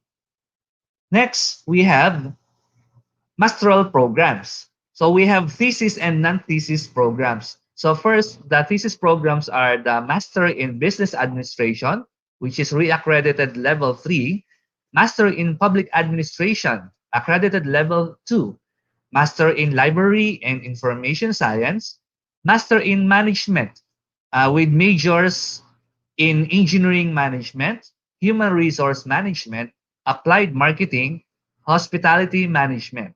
And for non-thesis programs, we have Master in Information Technology with Capstone Project. Uh, we also have thesis programs for Master of Arts in English, Master of Arts in Science Education, Master of Science in Criminal Justice with specialization in criminology, Master of Arts in Physical Education, Master of Arts in Teaching, Master of Arts in Education, accredited level 3, with majors in Guidance in Counseling, Mathematics, Filipino, English, Educational Management, and Cultural Education. Here is the admission procedure for the graduate schools. So the first step is to log in or to go to the admission app to the portal, portal.mseuf.edu.ph/admission. So from there, you fill out the online application, and we suggest that you print the application form. So the second step is to proceed and present the application form to admission office EMRC 3 or in the library for the entrance interview, profile verification, and submission of requirements. So the photocopy for photocopy and the original. So we require two pieces of passport size picture with name tag, white background, one long brown envelope, transcript of record, honorable dismissal or transfer credential, good moral certificate, PSA, birth certificate, marriage certificate if married for women, and the testing fee for 100 pesos. So the third step is to proceed to the cashier's window in the admin building for payment of testing fee. Okay. Proceed to admission office for release of graduate school admission, test permit, and the schedule of exam. Next is present the graduate school admission test permit and take the exam on the designated exam date, time, and room. Claim graduate school admission test results and proceed to the IGSR office for class scheduling. Although a while ago, Ma'am Joanna Panganiban mentioned an online process, an online process for the admission. So in today's pandemic, uh, we should uh, we should follow the online the online admission process, which was presented a while ago. Okay. Now, the university has flexible learning modalities. So this is for students with internet connectivity, okay, and for all time and for internet connectivity all the time, and for those with internet connectivity sometimes, and for those with no internet connectivity at all.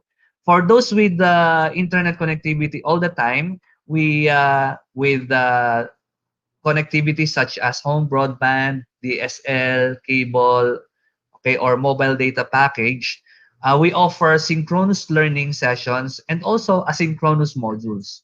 And for those with internet connectivity sometimes, okay, so for those who use mobile data, probably, we offer asynchronous modules plus offline modules. For our delivery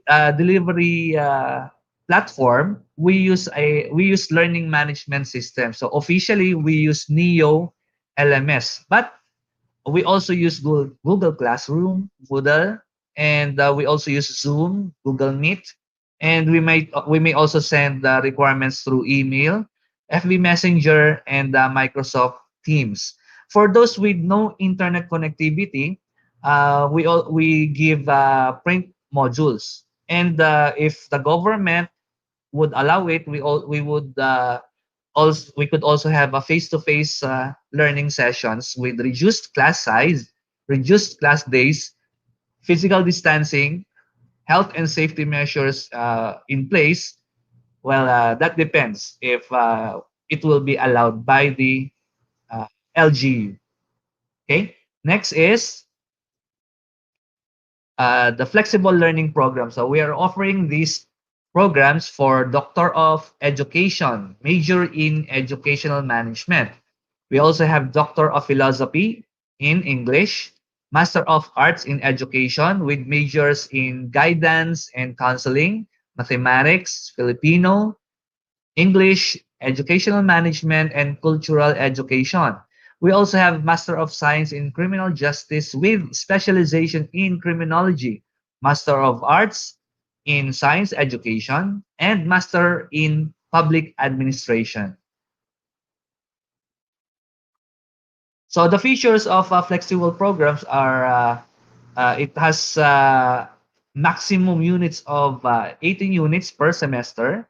Okay, the classes are held in 2 cycles, and we offer it is offered up to summer of 2021. So the enrollment is going until January 17, 2020. Okay, and next is so okay, that's it. Okay, thank you very much, Dr. Tan. Thank you for Welcome. representing the Institute of Graduate Studies and Research. We'd like to request you for you to stay, please, for a while for our Q&A part. I hope that these materials from our deans would help our professionals, businessmen, and other career people in designing their future with Manuel S. Enverga University Foundation. So we would like to request once again Dr. Alejandrino and Ma'am Panganiban to please join us in the Q&A part of our online career education series. Yes, it was mentioned that our enrollment for the second semester school year 2020 and 2021 is still ongoing. So for you who are considering enrolling this semester or for the new school year 2020-2021, I'm sorry, I'm referring to second semester school year 2019-2020. And for those who are entertaining the idea of enrolling in the graduate school and in the law school, this is the perfect opportunity for you to raise questions. Okay, let's just do some clarifications with what has been mentioned by Dr. Tan a while ago regarding admission procedures, so there will be no confusions. We'd like to request once again, Ma'am Panganiban, as regard the modification in our admission procedure referring to the applicants in the Institute of Graduate Studies and Research. Joanne. Yes po, Ma'am Beng. During the time of pandemic po, wala po muna tayong entrance exam. So all transactions are done through the online portal. You can transact with me through the email address provided a while ago or through the mobile phone or through the landline number. So after you have accomplished the admission application at the portal and na-review ko na po yung mga requirements at complete naman, you will be receiving your approval na agad-agad. Then kapag enrollment period na, you will be given the online registration instructions and for enrollment. So ganun lang po kadali ngayon ang procedure natin for admission application. Just a clarification, Ma'am Joanna, does this apply both for graduate school and College of Law? For the Inverga Law School, Ma'am Beng, ang isang requirement kasi ng ating Inverga Law School is the interview with Attorney Alejandrino before their enrollment. So after I verified their requirements, I will be giving instructions sa mga applicant na kukontakin nila si Ma'am Nico or si Ma'am Nika yung kukontak sa kanila para makapagpa-appoint ng interview with Attorney Ray. Then afterwards, kapag okay na yung interview, na-assess na ni Attorney, yun, pwede na silang mag-enroll. Sina attorney yung mag-queue sa kanila for online registration and enrollment. Okay, so to our participants this afternoon, ayan po, we have with us Attorney Alejandrino.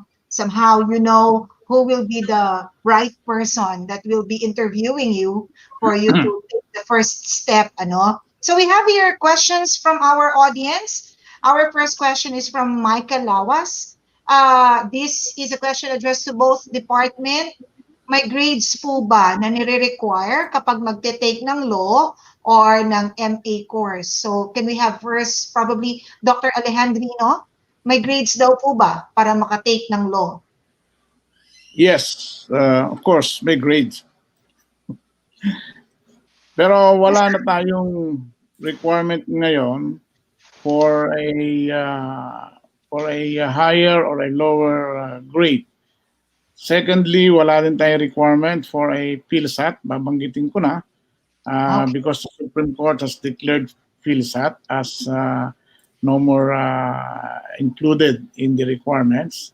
And thirdly, because of the pandemic, the Legal Education Board na siyang nagsusupervise ng law schools ay nag-issue ng memorandum on that na suspended ang mga entrance examination like what our university did, no? Na walang entrance examination. So wala tayong grade except as was mentioned ay requirement natin na magkaroon ng interview with the dean. Hindi lamang 'yon doon sa mga incoming first year or transferee, pero doon din sa mga magsa second year, third year, and fourth year. For what purpose? Doon sa incoming, of course, to determine kung pwede silang matyaga nila ang law school. Doon sa mga mag-i-enroll sa higher years, kailangan makita natin kung kaya nila yung full load. Kung hindi, pag mahina ang grades nila, babawasan natin ang full load, and that's the agreement between the students and the dean. This is for their own good dahil mas makakapag-focus sila, makakapag-aral ng husay kapag kaunti lamang ang kukuning units, and there's no reason for all of us to be in a hurry to finish the course, babagsak naman sa bar. So, kailangan ay sa law school pa lang ay matrain na ng husay para doon sa bar examinations. Okay, thank you very much, Dr. Alejandrino. How about in the MA course or probably in the graduate school programs in general? Okay, thank you very much, Ma'am Beng. In order for you to be qualified for the master's program, the student applicants must have, of course, a relevant and aligned baccalaureate degree in the program they are applying for, and the GPA must be at least 2.0 in the baccalaureate degree, and kung meron tayong entrance exam ay pasado sila doon. Pero since the question is about the grade requirement, at least 2.0 for both a masteral and doctoral program.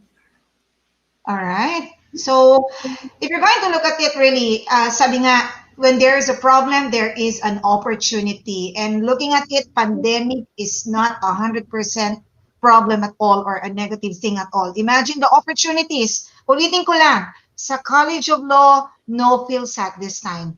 Suspended an entrance exam, no grade requirement.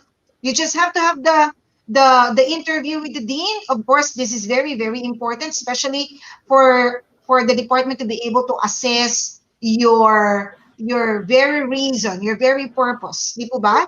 And then on the level of the higher year, second year, third year, and fourth year, it's very crucial that the department is able to assess how far you are going and how much you are ready holistically to continue with this program. Okay? So moving on with our next question. Ma'am Beng. Yes, sir. Ma'am Beng. Yes, po, Doc. Ma'am Beng, Yes, po, Doc. idagdag ko lang Sure sapagkat po. itong nagiging problema sa ating law school. Ang since ang College of Law and Juris Doctor, ang requirement diyan is a 4-year degree. Any 4-year degree, provided na mayroong 18 units ng English and math as required by the Supreme Court. Ngayon, pag kulang sila, pinapayagan namin mag-enroll yan, but they have to enroll in the English or in the math classes sa undergrad.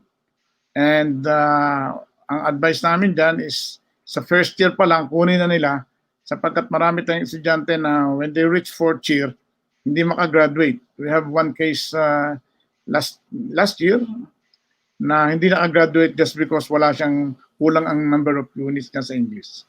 So kailangan, lalo ng mga engineering graduates. Okay. Okay, 18 units English and math. Combined po ba ito, Doc? Magkahiwalay. 18 units English, magkahiwalay. Magkahiwalay. Okay. So I hope is taking down notes, ano? Remember, ongoing na po ang ating enrollment and ongoing na po ang ating admission. Right, Ma'am Joanna? Yes po, For for second the, semester. how about for the school year 2020-2021? For the second semester of school year 2020 to 2021 until next week, I believe pwede pang mag-enroll or humabol ng But enrollment for yung the next bago. school year? For the next school year, it will start on January 25, 2021. Wow. So talagang ano, there are so many important dates to remember for this school year. January 25, 2021 begins the admission of the applicants for the school year 2021-2022. And for our next question from Christiana and Melissa Purio.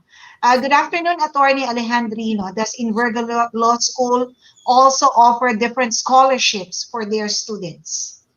Sa mga new students, first year, yung scholarship ng university ang magagamit natin yan. I understand pag cum laude ka or you belong to the certain upper percentage of the graduating class, yun yung scholarship na magagamit mo. But sadly, sa College of Lupa, I'm trying to find people who can support some scholarships in our department in the Invergalo Law School. Okay, so academic scholarship coming from the Yes, university. Okay, so that could be your one opportunity for the scholarship in the law school. Okay, and our next question, thank you very much again, Attorney Alejandrino. Again, medyo in demand po ang questions to Invergalo Law School. From Dexter Cruz Hermidilia, good afternoon, Attorney Alejandrino. What do you think is the best undergraduate program for those who want to enroll in the law school? We always advise arts degree, no? Political science, legal management, psychology, philosophy, and any degrees under the arts programs. Now, yung mga may gusto na engineers, I understand, marami kami mga estudyanteng engineers, yung mga criminologists, medyo mahihirapan kayo, lalo na yung mga science engineering graduates, dahil unang-una, pagdating with due respect, iba yung perspective ninyo at yung background nyo. So, mahirap. So, pinakamagandang background diyan ay arts. So, kung talagang desidido kayong mag-abogado, you take up arts degree. And, of course, commerce also. Because may mga law subjects na ini-offered na nakuha nyo na sa commerce. Especially those accounting graduates. And those accounting graduates, maganda ang background nila dyan. Because I think they have taken 12 units of law subjects. And kung ikaw ay, lalo na if you are a CPA, you have experience ang pag-take ng board exam. So, madadali ang ka na. Para, conveniente para sa iyo when you proceed to the law school. All right. Yes, so, thank you. arts degree. Arts degree is a better preference if you would like to pursue law. Para tuloy gusto ko nang bumalik sa paglolo. Joke lang po. Okay? So, our next question from Maestra Jess M. Daminig. Ano po ang entry requirements for doctoral education?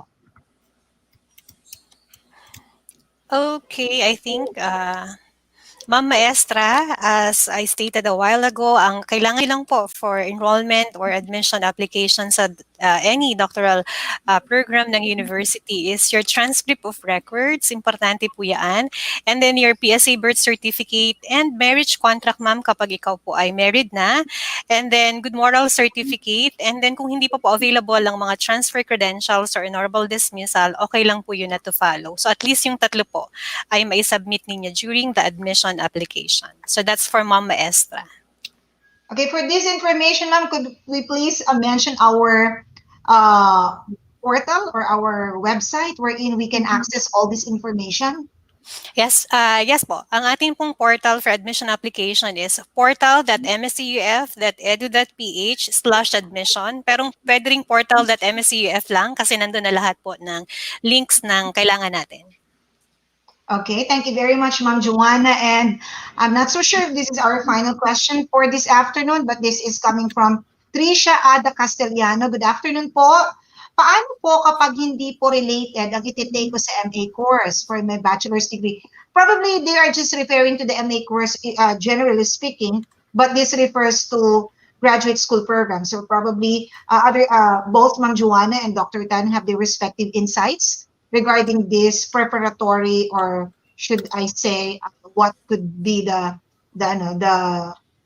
stepping stone leading to taking a masteral program. Yes. Okay, yes po, Ma'am Beng.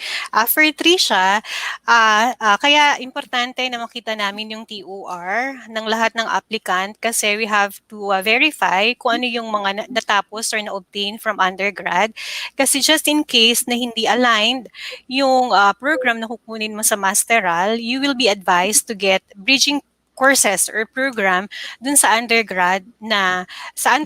Like for instance, mag-education ka pero hindi mag-master of education ka pero hindi ka education graduate. Halimbawa, business yung natapos mo. So you will be advised to take some bridging course or bridging program para makatuloy ka ng MA education. So same goes with MBA. For example, hindi ka graduate ng business course, halimbawa, graduate ka ng ibang field, you will be advised then to take bridging courses for that matter.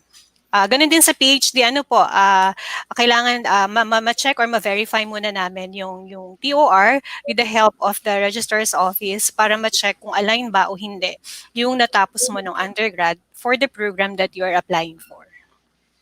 Okay, that's on the technical aspect of our preparation to the masteral program. Maybe Dr. Tan can add to that. What if, sir, ang kanyang program in the college level is not related to the Master in Information Technology? I'm not so sure if you are allowing them. I believe there are tool courses. But then again, what is the big preparation needed, sir? Sa master in IT, mas preferred talaga kung may background tayo sa IT kasi yung kumbaga mga advanced courses na kasi yung tinuturo natin sa information technology, kumbaga we would prefer that the student have a background in programming kasi mas advanced programming na yung tinuturo namin doon. So mas preferred nga na related yung course. And if not, probably kailangan niyang magkaroon ng mga bridging courses kung talagang gusto niyang i-pursue talaga yung ganong program. Okay, thank you, sir. Thank you. So, big factor yung alignment from the bachelor's program to the graduate school program. For our final question, this is for everybody. What is the edge of MSEUF in offering graduate school programs or MA courses and law degree? Dr. Alejandrino, probably you'd like to start answering the question. Yes, the Virgo Law School is the best law school in Quezon Province because there's only one. By the way, we have a Calawag section ng ating law school. So for those who are residing in the 4th and 3rd district, they can enroll in also here in our university, but they will be attending the classes in Calawag. We have an approved by the Legal Education Board that Calawag section of the Invergel Law School. Now, our eds, I have shown in my privileged speech a while ago that we continually reach the apex of the academic excellence in our law school.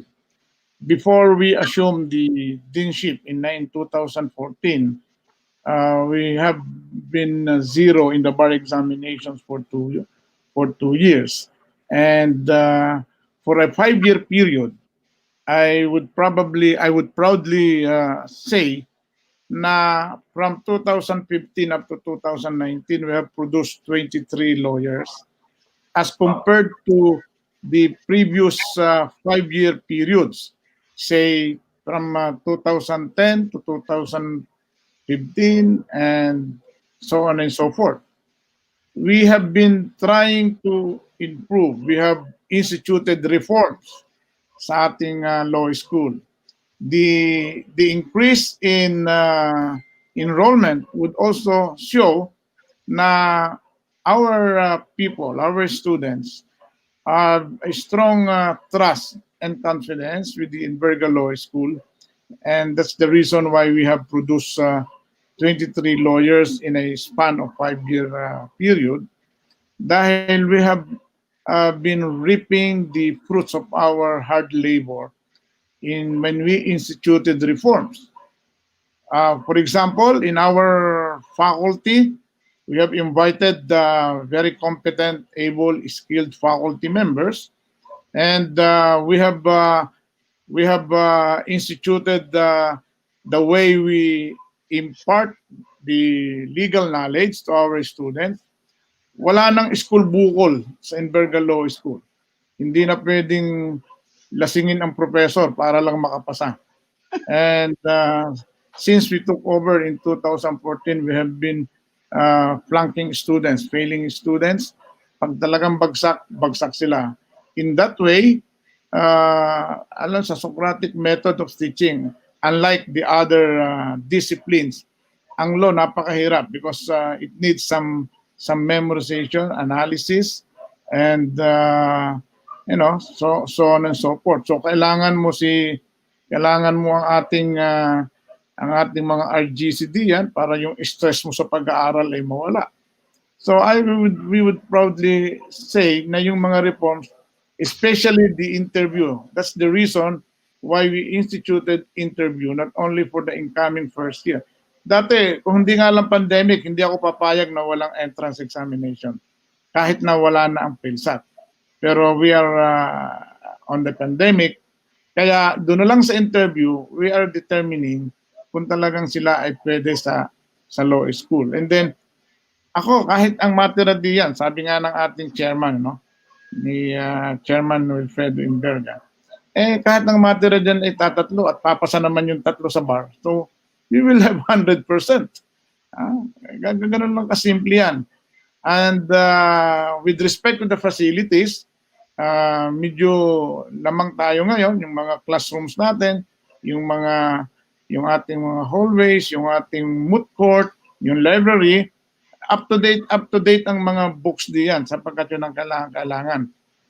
Internet natin, of course, problema natin talaga yung connectivity, pero we are trying to give our students the best that we could give para lang sa tuition na ibinabayad nila.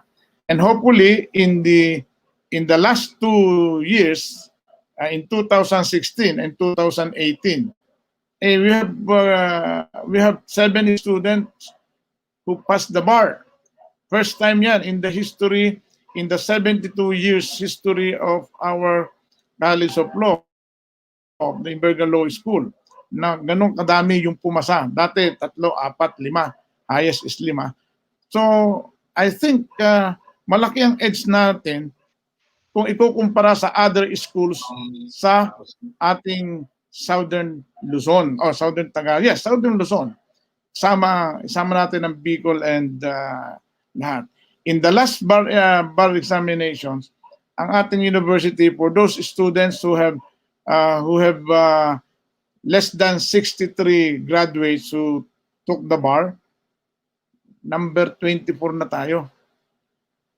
So all over the Philippines. And dati, nandun tayo sa may utot. We have 130 law schools in the country.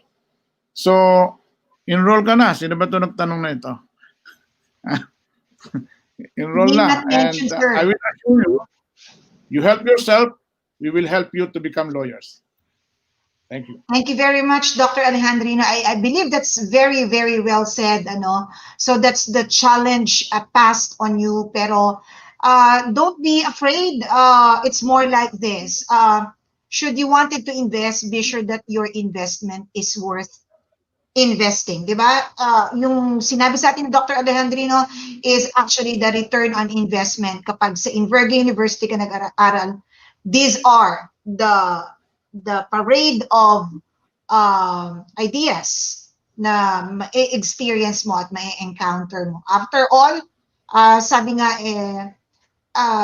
no one will be successful reaching the destination without succeeding the daily basis of his path, di ba? At yun yung importante, no? You are in the right course, you are with the right people, and you have the right discipline. Okay?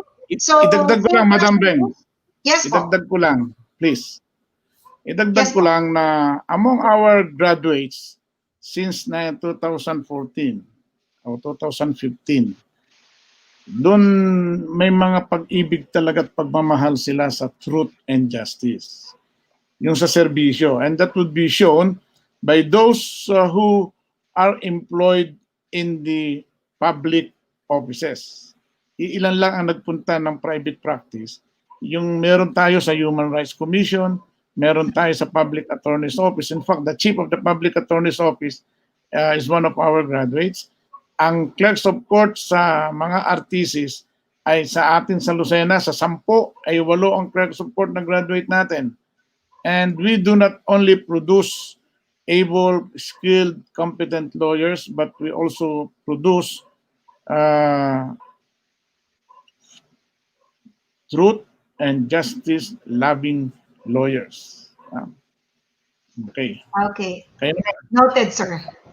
Very much Thank you. noted. Thank you very So much. probably visit the website and the webpage of the Invergay Law School, and also it's very probably do yourself a favor. Do you allow visitors in your building, sir? At the moment, do you allow visitors? We follow the rules of the government. One by one, 2 or 3, wag lang yung maramihan. And then with the protocols. But as much as possible, we discourage visiting the lawyers. Or probably they make an appointment before Yes. they visit the Yes. department. All right. But what So is good there is we are always open. The Secretary Nika and myself always open. I gave all my numbers, 5 of them. They can call noted, me sir. anytime. Thank you very much. Okay. So for the Institute of Graduate Studies and Research, same question goes to Dr. Tan this time, I presume. Okay. So what is the edge of MSEUF in offering MA courses? Okay, so sa Inverga, hindi lang sa MA courses, but in all programs, even in undergrad. So I'm talking about our facilities kasi talagang updated yung mga facilities natin. So mga bago yung mga equipments natin, and we have subscriptions to G Suite or yung Google Suite na yan. So wherein we can use Google Meet without limitations. We also have Zoom subscriptions, and we have Neo LMS subscription. So that's why we can easily deliver online courses easily. So walang problema. So our management is very supportive to our faculties in providing and helping the teachers deliver lectures easily and more efficiently. So yun yung edge natin, yung support sa atin ng management or ng buong university. So kaya ang mga teachers natin ay talagang prepared sila pagdating sa even in this pandemic, so hindi tayo napapag-iwanan. And also yung mga faculty natin ay syempre mga graduates or mga may master's degree at may mga doctorate degrees. So yun ang ating edge when it comes to that. Thank you. Is there anything else you would like to add, Ma'am Joanna? Or okay, that will do. Okay, so that's it. Thank you very much, Dr. Alejandrino, Dr. Tan, and Ma'am Joanna Fe, for sharing your thoughts and your expertise and your time with us. Really thank you for substantially entertaining our viewers' queries. Now it is best to indulge ourselves in the flexible learning guidelines of our university. My task is to present to you a summary or in a bird's eye view or in a nutshell what the MSEUF Learning Continuity Plan is. And this will be implemented for school year starting first semester of school year 2020-2021. Our goal in this MSEUF Learning Continuity Plan is for learning to continue at MSEUF during education disruption that we are in now when the better normal sets in. So we would want to ensure that there will be no disruption in learning and in the way we deliver lessons or instruction to our students. So we drafted this MSEUF Learning Continuity Plan. We have two objectives here. That is, the first objective is to provide learners with the most flexibility on the learning content, schedules, access, and innovative assessment, making use of digital and non-digital tools. And our second objective is to provide teachers, non-teaching staff, and administrators a guide on how flexible teaching and learning will be implemented in the entire university system. Although the MECF Learning Continuity Plan that we are presenting at this moment will cover mostly the college and graduate levels because the basic education has their own learning continuity plan that is anchored on the LCP or Learning Continuity Plan of the Department of Education. Here is the executive summary of the LCP or the Learning Continuity Plan. So this Learning Continuity Plan is our major commitment, or it is the major commitment of MSEUF in ensuring that learning continues in the collegiate and graduate levels during education disruption while taking into consideration the health and safety of the students, faculty, non-teaching staff, and administrators. It highlights the policies that govern the conduct of flexible, blended, distance, online, and face-to-face learning sessions. These are the components of flexible learning. Assessment of learning, as well as assessment for learning, health and safety measures, project implementation description, including the key people, framework, and system for the transition and integration of flexible learning approaches, systems and procedures for the transition to flexible learning, curricular modifications, reflecting flexible learning strategies on content and use of learning materials in objects, teaching and learning activities and requirements, evaluation and assessment, including that for OJT and practicum, resources and support services for students and faculty, policies on intellectual property rights, especially those that govern online educational resources, plagiarism, attendance, policies on attendance, reporting and updating, teaching complement, orientation guide for students and teachers, and mechanisms for continuous quality improvement or CQIs. Now, this LCP will be implemented by the Office of the President through the Office of the Vice President for Academics and Research as executive officers in charge. And the MECF Flexible Learning Committee shall be the implementing arm of the LCP in coordination with the Dean's Council, Academic Council, and the heads of various offices that provide support to the academic and non-academic activities of the MSEUF. As you can see on your screen now, these are the people that will guide us in our implementation of this learning continuity plan. Now, for the framework and system for the transition and integration of flexible learning approaches at the university, so we shall be using asynchronous learning sessions, synchronous modules, offline modules, print modules, and face-to-face learning sessions if and when allowed by CHED, DepEd, LGU, local IITF, and other government agencies. And we shall use these as modalities of flexible learning options. various proprietary and non-proprietary platforms that are available, affordable, and accessible to both students and teachers will be used. Agility, flexibility, and resilience will be the main characteristics that will be considered in the choice of platforms to use in the delivery of instruction. And familiarity with and capability to use the platforms on the part of both students and teachers will likewise be considered. Although everybody knows that we have our we are subscribed to a proprietary learning management system, which is NEO.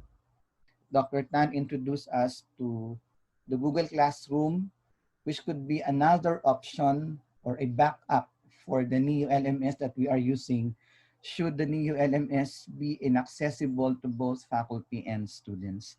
So I'd like to show you the video. So here it is.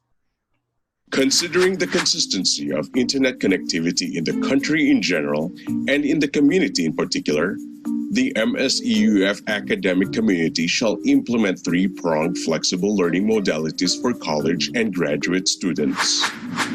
First, for students coming from areas where there is a strong and consistent internet connectivity all the time, synchronous learning sessions plus asynchronous modules will be used in the delivery of instructions to students. Second, for students coming from areas where there is a weak and inconsistent internet connectivity sometimes, asynchronous plus offline modules will be used in the delivery of instruction to students. Internet connectivity of students and teachers may be through home broadband, DSL, cable or mobile data package, and prepaid or postpaid mobile data package. Instructional delivery platforms include NEO LMS, Google Classroom, Moodle, Canvas, Edmodo, etc. Synchronous online learning sessions may be conducted using Zoom, Google Meet, Microsoft Teams, Messenger Rooms, and Skype. Email and social media platforms like Facebook and Facebook Messenger may also be used by both students and teachers. Third, for students who have no internet connectivity, print modules plus face-to-face learning sessions may be conducted if CHED or DepEd or LGU permits. However, there will be reduced class sizes and class days for the conduct of face-to-face learning sessions. Likewise, the university shall ensure that physical distancing is sustained and that health and safety measures are in place and properly implemented and observed religiously. This system and framework for the transition and integration of flexible learning approaches shall be informed and guided by the principles of blended and distance learning. Learning continues at Invergay University in these interesting times.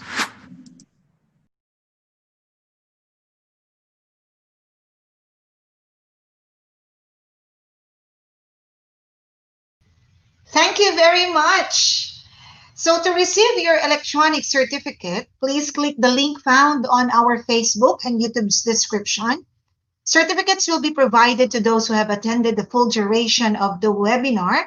And don't forget to like and follow the MSEUF Facebook page and subscribe at the MSEUF YouTube channel for more updates. Our official hashtag for this series, hashtag MSEUF Career Ed. Okay, since this is the last day of our online career education series, I guess this is the perfect time for me to acknowledge for the institutional marketing and promotions of Invergay University to acknowledge the people behind the success of this big event. I could have thanked them each day or each episode in this series, but now that it's wrapping time, really these people made a very, very big contribution. So these are the participating schools, organizations, and companies, and students and parents all throughout the six-day series. And of course, our speakers, Ma'am Reina Pasumbal, Dr. Raymond Bermudez, Dr. Nicolo Andre Añonuevo, Mr. Chofilo Palsimon Jr., Professor Hazel Ann Asoy, and Mrs. Joanna Fe Panganiban.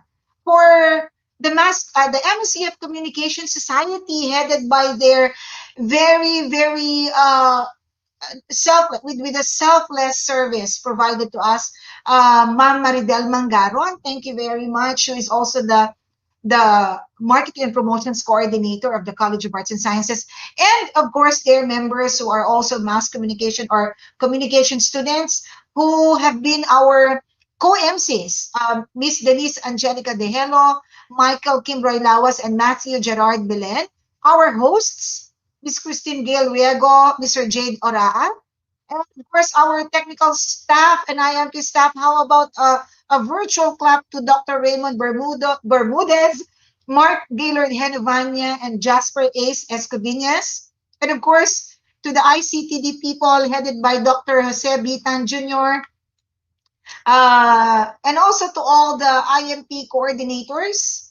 Okay, so allow me to name them: Margaret Alcantara of the College of Architecture and Fine Arts, Maridel Mangaran of the College of Arts and Sciences, Mr. Romerico Alvarez of the College of Business and Accountancy, and Ma'am Raisa Mariz Caver of the same department, Dr. Raymond Bermudez of the College of Computing and Multimedia Studies, Ma'am Hazel Ann Asoy of the College of Criminology and of Criminal Justice and Criminology, Ma'am Denlene Joy Halili of the College of Education, who is also one of our very, very hardworking committee members, Engineer Melissa Arcerano of the College of Engineering, Ma'am Ana Luna E. Bonino of the CIHTM, or the College of International Hospitality and Tourism Management, Third Engineer Marlon V. Manalo of the College of Maritime Education, Sir Ryan G. Chopianco of the College of Nursing Allied Health Sciences, Miss Jana Beth Lucerio of the Basic Education Department Senior High School Department,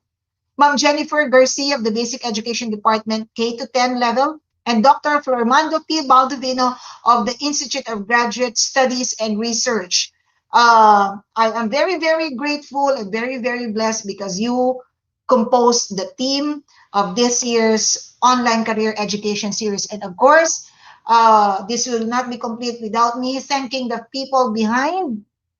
To complete the list is the Office of the Vice President for External Relations, the Office of the Vice President for Academics and Research, Academic Department Deans, Principal, and Staff. As I've mentioned, the Information and Communications Technology Department, the Educational Media Resource Center, the College of Computing and Multimedia Studies. Special thanks to Dean Rodrigo Belleza, and the Basic Education Department. So again, thank you very much, and we would like to thank all of you for joining us in our online education series beginning day 1 to day 6. And to give his closing remarks, we have the Vice President for External Relations, Mr. Celso D. Habay. Good day, everyone. You have just heard our scintillating speaker expounded on intellectually stimulating topic that surely mark an emphatic career opportunities once you enroll in any of the offered programs in our most esteemed autonomous university in the entire Quezon province. At Invergay University, we focus and play our role on the importance of your individual interests, strengths, and aspirations. Invergay University guides you all throughout, especially when you are at risk and even in your subject choices and pathways. We provide you comforts of your home and we care about your achievements. Be part of our family and savor the beauty and challenges through a planned flexible learning programs and experiences as Invergans with optimistic outlook on life and sense of purpose. Be as it may, with a research-based knowledge, leadership and managerial skills, and professionalism. On behalf of Invergay University, headed by our Chairman CEO, Wilfrido L. Enverga, with President CEO Madam Naila Enverga Leveriza, we thank you all for this great opportunity of having you in this career education series. Thank you very much, Mr. Celso Habalia, our Vice President for External Relations. I'd like to remind everybody to please, we would like to solicit your participation in the evaluation of this episode, you just have to click the link bit.ly/MCF Career Ed Eval Day 6. Okay, and also this will lead you to receive your electronic certificate. Okay, and there you have it, Enbergistas and future Enbergistas. Thank you for being with us today. So this is Beverly Garcia, your host. Thank you, everyone. Keep safe and God bless us all.